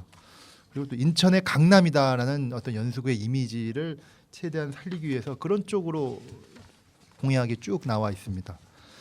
그리고 그 기호 2번 더불어민주당의 이제 박찬대 후보 같은 경우도 공인회계사 출신 아니겠습니까? 그러다 보니까 재정 전문가다라는 측면을 크게 부각하고 있습니다. 특별히 이 박찬대 후보는 두루미 프로젝트라고 이렇게 해가지고 5대 공약을 이렇게 아주 세부적으로 만들었습니다. 그리고 나라 살림 전문가라는 데서 뭐 4대 살림 공약 그리고 더불어 프로젝트라서 6대 공약이라고 해가지고 하여튼 굉장히 그 공약에 대한 준비를 많이 했고 내용을 보더라도 뭐 교통 문제라든가 문화 문제, 복지 문제, 환경 문제를 전반적으로 다 이렇게 두루두루 이렇게 언급을 하고 있습니다. 그리고 국민의당의 진희범 후보는 그 삼선 이제 구의원을 삼선을 했던 후보다 보니까 지역 살림에 대한 공약이 많이 있습니다. 일자리의 문제라든가 복지의 문제 그리고 이제 국민의당에서 이제 전반적으로 같이 얘기하는 그 정치 혁신의 문제를 이제 언급을 하고 있습니다.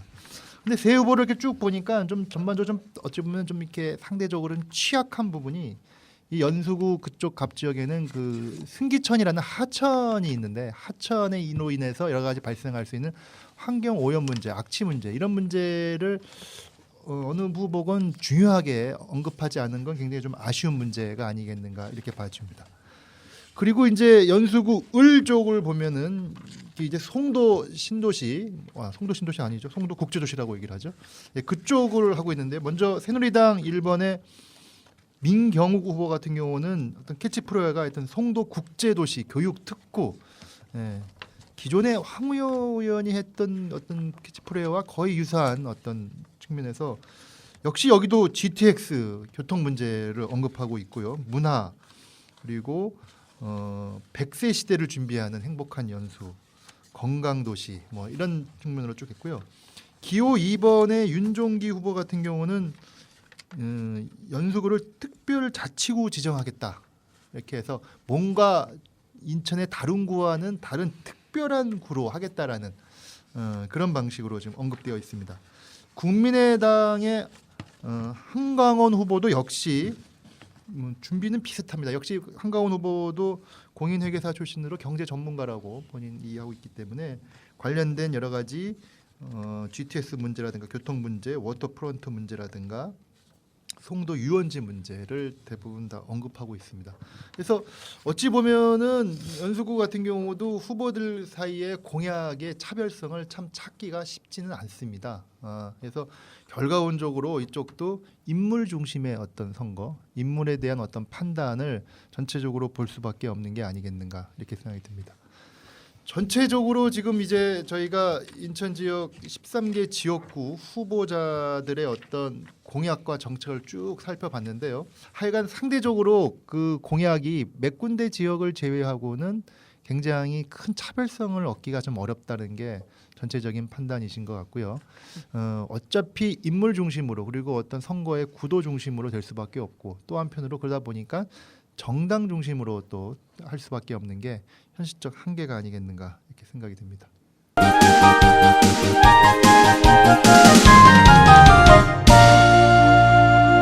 제가 한 말씀 드리겠는데요. 이 공약을 보실 때 우리 현역 시의원도 옆에 계시지만 이게 인천의 지방비, 인천 지방 예산이 얼마나 들어가야 하는 예산이냐 이걸 굉장히 우리 인천 시민은 주의 깊게 보셔야 합니다. 지금 한참 아직도 문제가 해결이 안 됐는데 누리과정 예산이라고 있지 않습니까?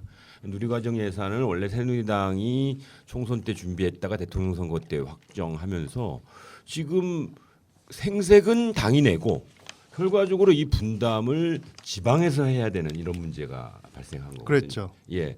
그리고 지금 노인 어르신들에게 20만 원 그 소득 하위 얼마 전 노인에게 드리겠다고 하다가 지금 소득 하위 70%에게만 드리는데 이 20만 원 드리는 돈이 다 국가 예산이 아니에요.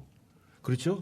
예. 이양구 의원님? 네, 그렇죠. 예. 인천시 지자체가 부담이 광역시 예산 또 구청 예산이 들어가는 돈입니다. 그럼 네. 예. 예, 따라서 뭐 지금 GTX를 연결하겠다, 뭐 인천 지하철 3호선을 연결하겠다, 무슨 길을 내겠다, 강화까지 그 다리를 연결하겠다 이러는데 그게 뭐 국회의원이 어디서 돈을 갖고 오는 게 아니지 않습니까? 결과적으로는 그것이 실행되려면 그 인천시 예산이 얼마고 국가의 예산이 얼마여서 자기가 국가 예산을 갖고 오고 나머지는 인천 시민에게 물어봐서 해야 될 일이지 않습니까? 지금 인천이 지금 13조 원에 되는 부채에서 어떻게 헤어날 수 있을런지 없을런지 모르는 상황에서 이런 건설 특히 철도 뭐 GTX 다리 이런 공약만 내세워서는 인천에서는 실행 불가능한 게 너무 많습니다. 네. 현재 인천에서 정확하게 50% 우리 지금 지하철 2호선 조만간 7월에 개통을 앞두고 있는데 이거 2조 원 들었거든요. 2조 원 들었는데 그중에 50%만 국가 예산이 나왔고 50%는 인천시의 자부담입니다.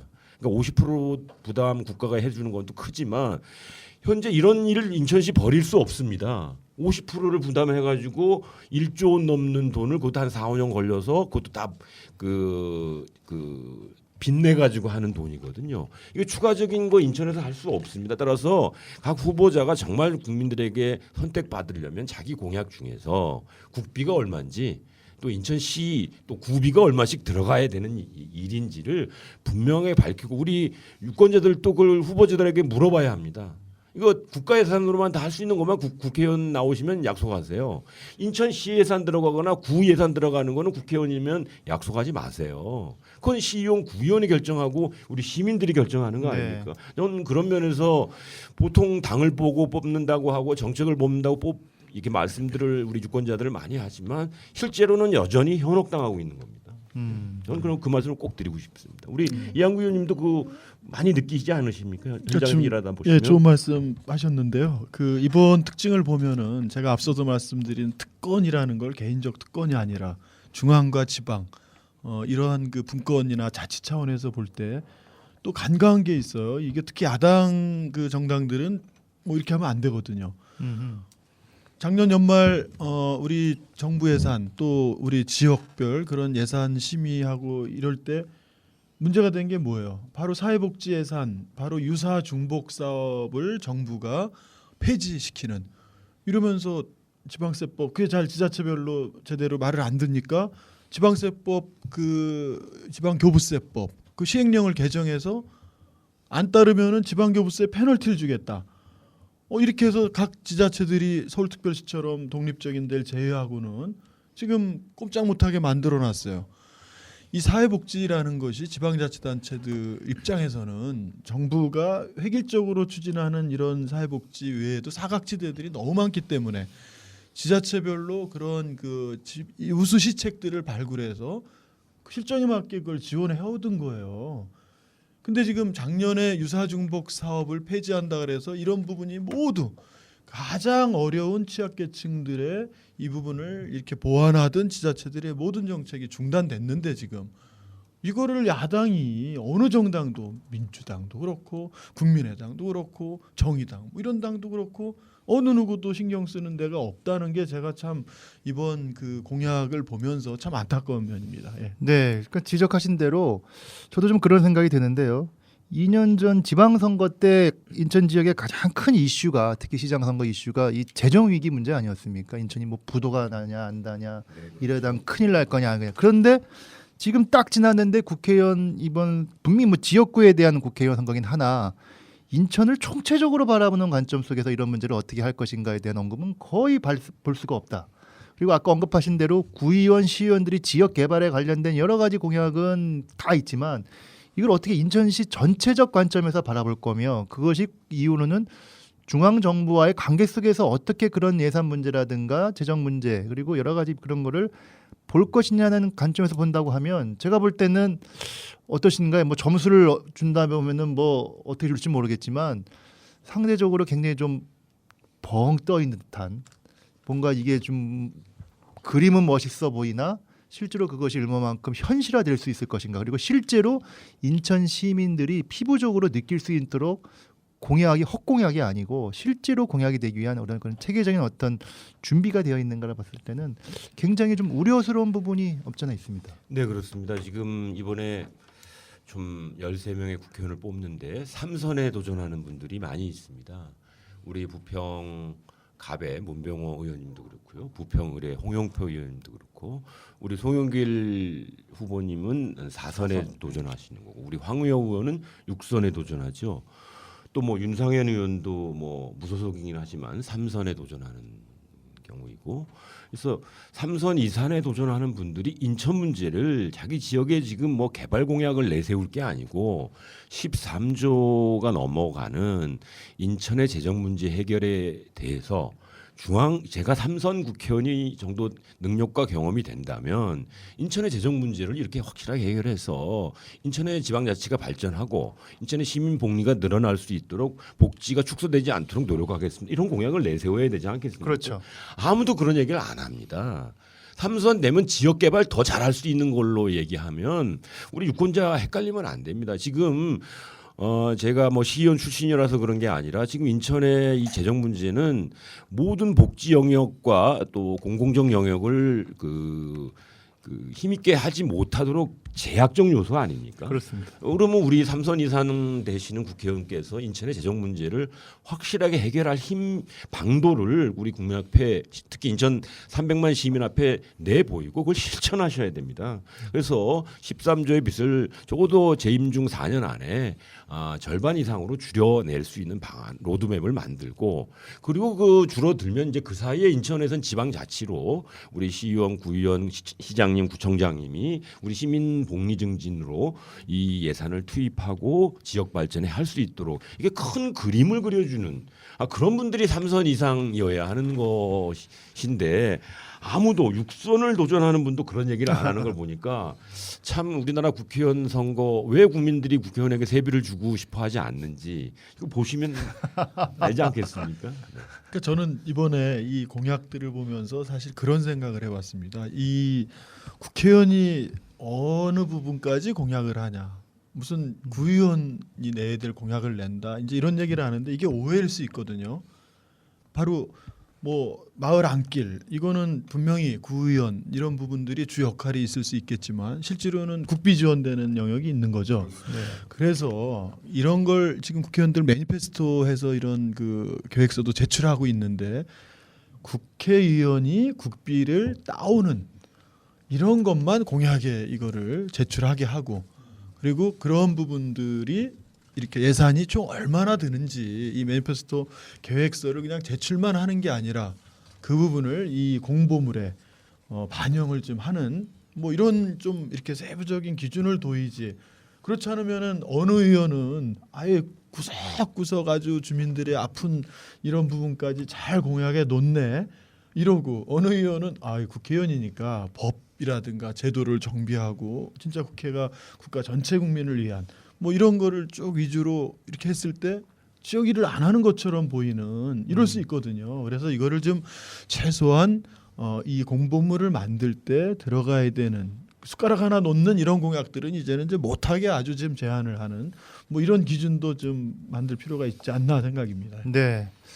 아 그거와 관련해서 그래서 우리 시민운동이 필요하다고 저는 생각을 합니다. 현재 국회의원 그 후보자들이 그렇게 공약을 그 국비, 지방비, 구비 이런 것들 구분하지 않고 여러 가지 약속들을 해 오셨고 그런데 지금 당장 그걸 요구한다고 되는 건 아닙니다. 그러면 우리 시민사회가 해야 될 일은 이제 지역에서도 인천 총선 정책 네트워크나 인천 총선 유권자위원회 같은 것이 시민조직이 만들어졌는데 이 정도 능력 있는 우리 시민사회단체는 분석할 수 있습니다. 각 의원들이 지금 후보자들이 내놓은 주요 공약에 있어서 지방비, 국비, 이 분담 비율이라든가 또 국가 그 법률과 정책의 개정과 반영, 그다음에 시 조례의 제정과 반영 이런 것들이 어떻게 입체적으로 되어야 그 공약이 될 것인가를 늦었지만 우리 시민사회가 그걸 분석해서 시민들에게 정확하게 알려줘야 돼서 이건 실현 가능성 없다. 이거는 지방비가 이거 좋은데 이거 지방비가 지금 현재 인천의 재정 규모로 뭐 1,000억 이상 들어가는 사업이거나 뭐 이런 경우에는 이건 국회의원이 공약할 내용이 아니다. 내지는 이거 국비로 다 할 수 있는 일이고 자기가 해보겠다고 한다면 그러면 그분들은 한번 믿어보고 4년 안에 그걸 실현할 수 있는 건지 이렇게 판단을 해볼 수 있도록 우리 시민운동이 우리 유권자들에게 그런 좀 신뢰감 있는 분석력을 보여줄 필요도가 있지 않을까 싶습니다. 근데 그럼 뭐 좀 준비가 시민사회에서 좀 어떻게 좀 되고 있는 건가요? 예, 뭐 총선 관련돼서는 이제 뭐 각 단위별로 이렇게 정책에 대한 이렇게 분석이나 아니면 또 그 정책들을 모아나가고 또 모아진 것을 각 정당에다가 이렇게 제안하고 이렇게는 했지만, 근데 저는 좀 다른 면을 좀 더 검토했으면 좋겠다 이런 겁니다. 뭐냐면 실제로 정책적인 면이 또 얼마나 이렇게 좌우됐는가. 좀 다른 면으로 본다면 제가 이제 요즘 뭐 주민자치위원도 하고 이렇게 마을에서 보다 보면 마을에는 거의 주민 조직이 이렇게 굳어져 있다는 이런 얘기입니다. 뭐냐면 자유총연맹이나 바르게 살기라든지 주민자치위원회, 그다음에 통반장 체계라든지 이런 부분이 거의 조직화되어져 있고 거의 구도는 정해져 있는데 몇 가지 정책에 좀 이렇게 뒷북을 치는 형태가 아닌가. 좀 그래서 좀 더 이후에 좀 그 정책적인 문제만큼이나 실제로 이 마을살이라든지 우리가 정책적인 문제를 좀 지역으로 내려서 또 마을과 이렇게 지역과 함께하는 이런 문제에 대해서도 좀 검토가 돼야 되지 않겠나 이렇게 생각이 들고요. 저는 선거에 있어서만큼은 투표가 이번에 얼만큼 될지는 모르겠지만 그동안 한 50% 정도가 이제 인천이 이렇게 투표를 참여했습니다. 저는 선거에 있어서 투표하는 계층을 대변하는 게 정당이 아닌가 이렇게 봅니다. 투표하지 않는 데는 정당에서 대변하지 않습니다. 그래서 그 자기의 그 권리를 찾기 위해서는 꼭 투표에 참여를 했으면 좋겠다. 그렇게 해서 자기의 그 권리를 꼭 찾을 수 있는 이번에 20대 총선이 됐으면 좋겠다 이렇게 생각을 갖습니다. 또 투표 참여 동료도까지 또 발언을 또 마지막 발언은 아니니까요. 하여튼 인천이 지금 하여튼 300만 도시가 지금 되고 있습니다. 그래서 아까 그 새누리당의 그 정책 공약을 보니까 순서가 서울, 부산, 대구, 인천 이렇게 돼 있더라고요.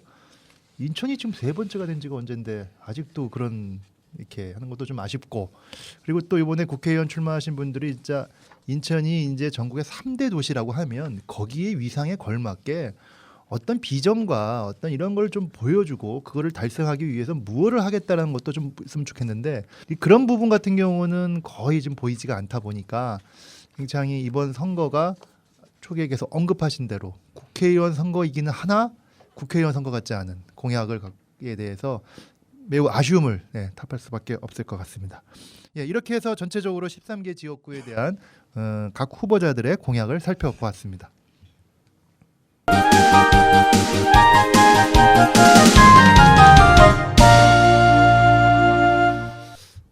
네, 그러면 지금까지 인천의 13개 지역구에 대해서 각 정당의 정책과 그 후보자들의 어떤 정책, 공약을 한번 살펴보았습니다. 이제 마지막으로 이번 인천 지역 총선 중요 키워드가 뭔가를 한번 살펴볼 필요가 있을 것 같습니다. 지금까지 매번 지방선거나 대통령 선거나 국회의원 선거를 보면 인천이 전국의 투표율과 아주 유사한 방식으로 갔다는 게 지금까지 여러 분석이었습니다. 투표율도 그렇고 어떤 여야에 대한 어떤 득표율도 인천이 굉장히 유사하다라는 뭐 이런 게 있었거든요. 그리고 또 알다시피 이번에 또 뭐 인천이 전국적으로 가장 먼저 더불어민주당하고 정의당하고의 또 야권 연대도 또 이루어진 또 곳이고, 그것의 또 결과도 또 봐야 되겠죠. 그리고 아까 몇 분이 또 언급하신 대로 그 주요 또 이 여당의 어떤 국회의원이 또 출마가 어떻게 될 거냐 말 거냐도 또 중요한 또 키워드가 또 될 것 같습니다. 그리고 국민의당도 또 굉장히 또 중요하신 분들이 또 많이 나오긴 했는데, 하여튼 이번 선거 총선을 바라보시면서 이번 총선의 키워드 이것을 중요하게 보는 게 참 중요할 것 같다. 그 결과에 따라서 우리가 인천 총선에 대한 어떤 판단을 내리는 게 좋겠다라는 얘기로 한번 쭉 돌아가시면서 한마디 해주면 좋을 것 같은데, 먼저 우리 강병수 의원님께서 좀 해주시면 어떨까요? 네, 이번 총선의 가장 큰 특징이라고 하면 여당 그 박근혜 정권의 그 안정적 마침을 주장하고 있는 새누리당 한 당과 나머지 야당이 크게는 더불어민주당, 국민의당, 정의당 이렇게 세 당으로 나눠져 있고, 물론 소수당들도 많이 나오시긴 했습니다만, 그래서 일여 야다, 이것이 가장 큰 특징입니다. 그렇죠? 그랬을 때 이번 인천에서도 마찬가지입니다. 인천에서는 더불어민주당과 정의당의 야권 연대를 이루었고, 그러나 국민의당과는 일부 지금 할 가능성이 일부 보이긴 하지만 어쨌든 거의 뭐 힘들다 말이죠. 12군데 전부 다 국민의당이 냈죠. 그래서 이번 총선의 인천의 가장 큰 특징은 야권 연대와 국민의당이지 않겠느냐. 그러니까 그 야권 연대를 이룬 저희 정의당과 더불어민주당이 야권 연대에 여전한 효력을 발생할 것이냐, 아니면 제3정당을 추구하는 국민의당이 과연 인천에서 의미 있는 성과를 낼 것이냐, 아니면 둘 다 망할 거냐? 그렇죠. 아니면 이제 야당 전체가 망해가지고 지난번에 예측했던 대로 여당 10, 야당 간신히 한 두셋 이렇게 될 것이냐, 이것이 가장 큰 키포인트라고 보여집니다. 네. 아주 뭐 중요한 지적하신 것 같습니다. 결과론적으로 이번 선거의 판세와도 직접적인 관계가 있고, 이한구 의원님은 어떻게 보십니까? 예, 저도 역시 야권 관련한 이제 세 가지 키워드입니다. 먼저 첫 번째로는 야권 연대에 대한 새로운 판단이 그 필요함을 이번에서 여실히 나타냈다. 새로운 판단. 가치 중심의 그 2010년 성과를 냈던 야권 연대와 달리 이번에는 가치보다 선거 그 공학적 이런 판단으로 하면서 아직까지 그런 그 야권 연대 후보에 대한 그 민주당과 정의당 사이의 야권 연대 후보에 대한 이 적합성, 이 논란이 아직도 끊이지 않고 있는 네. 이 부분들이 아마 그걸 여실히 나타내주고 있고요. 특히 그런 측면에서 이 법원이 이번에 명확하게 야권 연대란 어떤 야권들이 참여했을 때만 그 부분을 그 가능하다, 그 표현이 이렇게 또 기준을 세워줬거든요. 네. 이것이 이제 새로운 앞으로 야권 연대에 대한 판단 기준을 새로 세우는 거라고 보고, 두 번째로는 이번 선거를 보면서 어쨌든 내년 대선이라고 하는 이 총선보다 더 중요한 이 대선이라고 하는 커다란 그 움직임을 앞두고 이 총선도 지금 결국은 그 부분에 의해서 전체가 연대하지 못한 이제 이런 분명한 이제 이 현실을 보여줬다는 거죠. 그래서 이번 총선 이후에 인천 지역의 야권이 어떻게 재편될 것인가, 이 부분들은 상당히 주목해봐야 될 문제다. 제가 보기엔 이 야권 연대를 한 두 정당이 주도하신 분들하고 또 여기에 참여하지 않은 또 인천의 많은 야권들, 이 부분들이 또 총선 대선에서 또 새로운 대선 후보를 놓고 어떤 후보가 적임자냐, 이걸 가지고 아마 새로운 야권의 어떤 질서, 이거를 어떤 잡는 계기가 됐다고 보고요. 끝으로 무엇보다 네. 지금 야당 강세 지역이라고 하는 계양과 부평에서 다른 지역은 후보 간 단일화니 뭐 이런 얘기들이 계속 나오고 아직까지 미련까지 좀 남아있기도 하지만, 야당 강세 지역이라고 하고 있는 이런 계양과 부평에서는 한치의 이 사실은 그런 움직임이 없죠. 또 그만큼 앞으로 남은 기간 동안 뭐가 이슈가 될 거냐, 여권 심판론 뭐 이런 부분들은 공통된 거긴 하지만 누가 적임자다, 이거는 야당 어떤 정치인으로서 과연 지역에서 누가 더 주민을 대변하고 누가 더 국민이 원하는 그런 야당 정치인의 자질을 동시에 갖추고 있냐, 이런 것이 이번에 계양과 부평 선거에서는 또 다른 지역과 다르게 같이 이제 주민들로부터 평가받을 그런 어떤 그 기준이 될 거라고 생각합니다. 네, 하여튼 특히 야권 연대와 더불어서 대선 전초전에 대한 어떤 아마 이게 대선이 끝난다면 또 지방선거가 있지 않겠습니까? 그러니까 지방선거라는 거는 제가 지난 그 첫 회에도 말씀을 드렸지만, 대선 끝나고 대통령 그 취임이 2월 25일이에요. 2018년. 그러면은 그 다음 지방선거가 6월 초예요.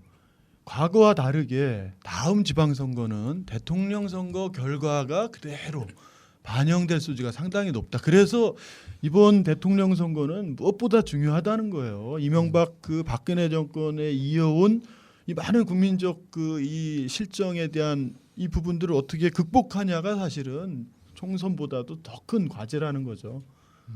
알겠습니다. 이성수 팀장님은 어떻게 보십니까?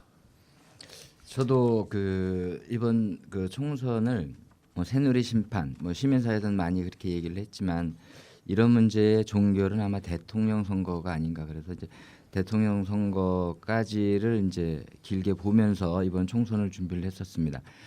근데 이제 야권 연대, 아마 두 분도 얘기를 하셨는데, 이 야권 연대의 의미를 이제 그동안 이제 많이 써먹었다 이렇게 생각을 했습니다. 근데 이번에 정말 이 유효 기간이 다 끝난 건지 아니면 이게 계속 유의미한 건지, 이번에 이번 총선에서 상당 부분 좀 그런 게 드러날 것 같다 이렇게 생각이 들고요.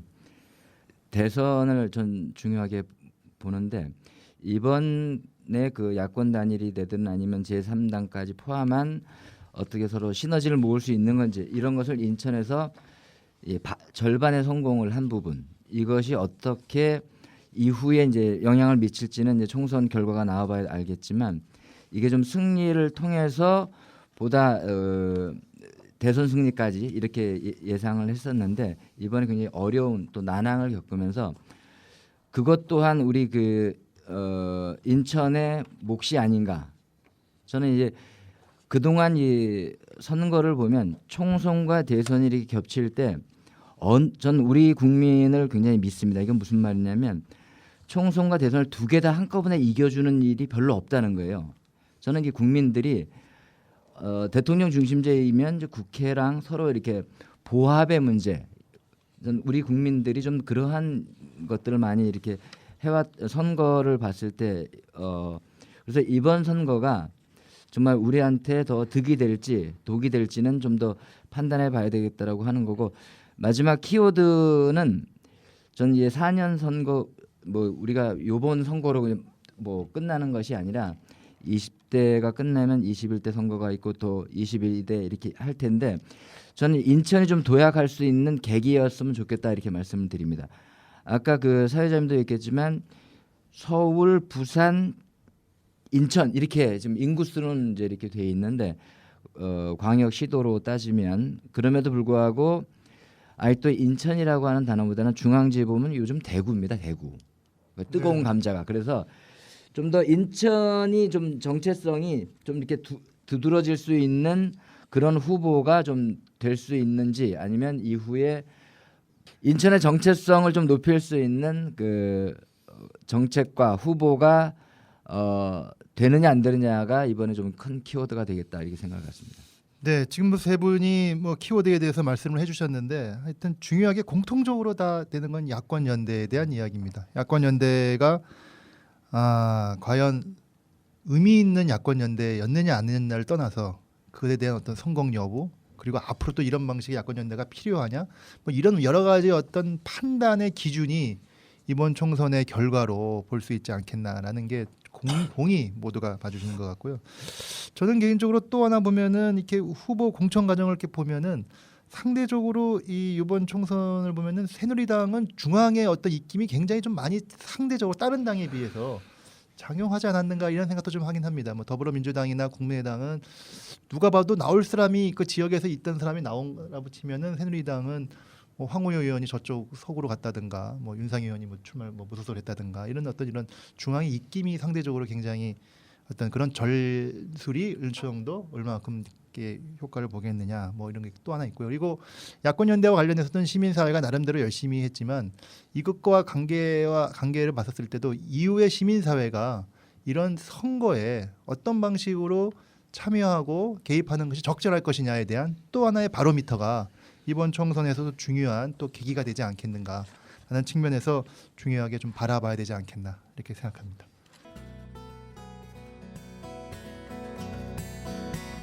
네, 하여간 전반적으로 두 차례에 걸쳐서 4.13 총선 인천에 대한 여러 가지 이야기를 나누었습니다. 뭐 전반적인 여러 가지 정보를 우리 시민들한테 전달해주고 그리고 그 좀 더 인천이 좀 더 나은 도시가 되기 위해서 좋은 후보가 선출될 수 있도록 그런 취지에서 이 말을 했는데요. 마지막으로 돌아가면서 뭐 간단한 뭐 소감을 하면서 좀 마치도록 하겠습니다. 뭐 우리 강병수 의원님 어떻게 처음 뭐 해보신 것 같지만 굉장히 뭐 말을 잘하셔가지고 아닙니다. 방송관 이번- 출신입니다. 아 그러시군요. 이번 선거에 아주 저희가 또 하나 주의 깊게 봐야 될 게 우리 이제 300만 우리 인천 시민이 되고 이번에 유권자가 한 237만 명 정도 됩니다. 그래서 투표권이 19세부터 주어지죠 저희가.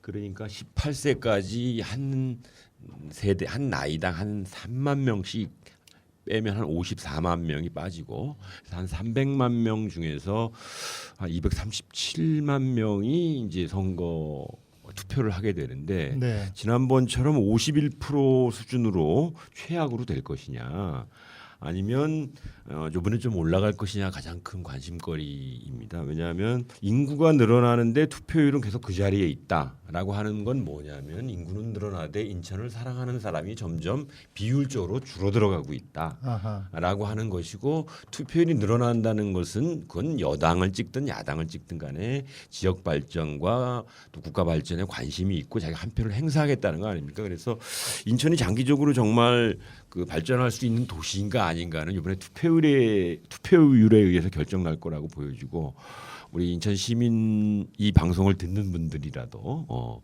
꼭 투표를 해주시고 특히 이제 사전 투표 바쁘신 분들을 위한 사전 네. 투표가 이번에 이번 주에 있죠? 8일 9일 금토 아침 6시부터 저녁 6시까지 있습니다. 사전 투표소는 뭐 요새 스마트폰에 인터넷 검색해 보시면 다 동네에 얼마든지 있으니까 그래서 사전 투표를 해서라도 인천의 그 전국에서 투표율 최하위라는 불명예를 이번에 넘어서서 한 60% 정도 됐으면 하는 바람을 꼭 말씀드리고 60% 싶습니다. 너무 작은 거 아닌가요? 지난번에 51%였거든요. 아, 그래요? 그러니까 60%만 돼도 인천이 상당한 변화 발전을 하는 겁니다. 알겠습니다. 예, 이한구 의원님. 네, 저는 그 앞으로 남은 투표하기까지 세 가지 그 좀 주목해 보는 부분이 있는데요.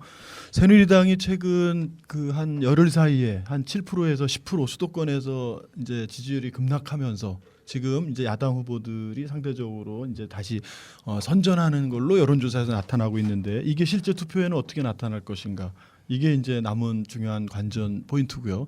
또 하나는 20대가 3, 40대와 다르게 그동안에는 여야 한 5대5 이런 지지 성향을 보였는데 이번에는 야권으로 거의 한 6대4 이렇게 현재 기울어졌다는 거예요. 네. 다른 그 기존과 다르게 과연 이러한 20대들이 투표에 얼마나 참석하느냐 네. 이 부분이 이제 또 하나 기존 선거와 관건이죠. 다른 결과가 나올 수 있는 거고 끝으로 그 야권연대 관련 많은 시민사회나 뭐 이렇게 압박을 하고 이 국민의당 이 부분이 야권연대를 마치 거부하는 것처럼 많이 비춰졌음에도 불구하고 최근 일주일 동안 국민의당 지지율이 급상승하고 있다는 이 지금 현재 수도권에서 아. 이 현상을 어떻게 볼 것인지 이게 과연 투표 끝날 때까지 계속 이 상승세가 이어질지 이게 아주 중요한 관전 포인트 중에 하나입니다. 예. 네, 알겠습니다. 이소수 팀장님. 네, 그거는 좀 더 좀 지켜봐야 될 일인 것 같고요. 저는 이제 그 요즘 그 사설들을 이제 몇 가지를 보면서 새누리에서는 한 130석 정도뿐이 안 된다. 그건 엄살이다, 거짓말이다, 뭐 이런 게 있고 좀 경향신문이나 한겨레에서 볼 때는 180석 이상이 될 것이다.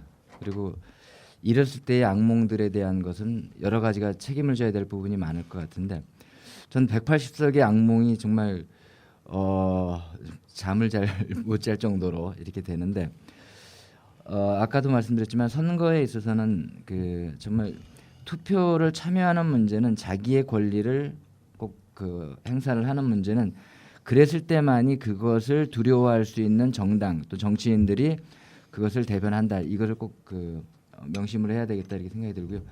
마지막 그 주체적으로 제일 판단할 때는 시민사회는 정말 어떠한 것을 할 것인가에 대해서 다시 한번 좀 이번 총선 거를 되짚어보고 결과가 아직 일주일 남았긴 했겠지만 이후에 이제 대선과 지방자치 선거에 있어서 정당보다는 정치인에게 기대는 문제가 아니라 시민사회가 보다 주체적인 활동들을 더 만들어내는 과정으로 이렇게 봤으면 좋겠다 이런 생각을 갖습니다. 네, 장시간 고맙습니다. 저희가 2회에 걸쳐서 인천의 4.13 총선에 대해서 쭉 훑어봤습니다. 오늘 인천 시민팟 2회는 여기까지입니다. 오늘 게스트로도 바쁜 일정에도 불구하고 와주신 우리 이항구 시의원님, 강병수 전 시의원님, 이성수 팀장님께 감사의 말씀을 드리겠습니다. 오늘 이야기 어떠셨습니까? 그 어느 때보다도 인천의 13개 지역구 중에 박빙의 여론조사가 나오는 곳이 10곳이 넘습니다. 그리고 아직도 후보를 결정하지 못한 부동표는 거의 20% 이상을 지금 보고 있습니다. 이제는 선거가 채 일주일이 남지 않았습니다. 이제 후보자를 선택할 시기입니다. 지난번에 말씀드린 대로 저의 투표 기준은 이렇습니다. 최선의 후보를 선택하고 만약 없으면 차선의 후보를, 그마저 없으면 차악의 후보를 선택해야 된다. 왜냐하면 최악의 후보를 당선시키지 않기 위해서입니다. 내가 투표를 포기하는 순간 최악의 후보가 미소 지을 것입니다. 그동안 감사드립니다. 지금까지 진행의 조강이었습니다. 감사합니다. 감사합니다. 감사합니다. 고생하셨어요.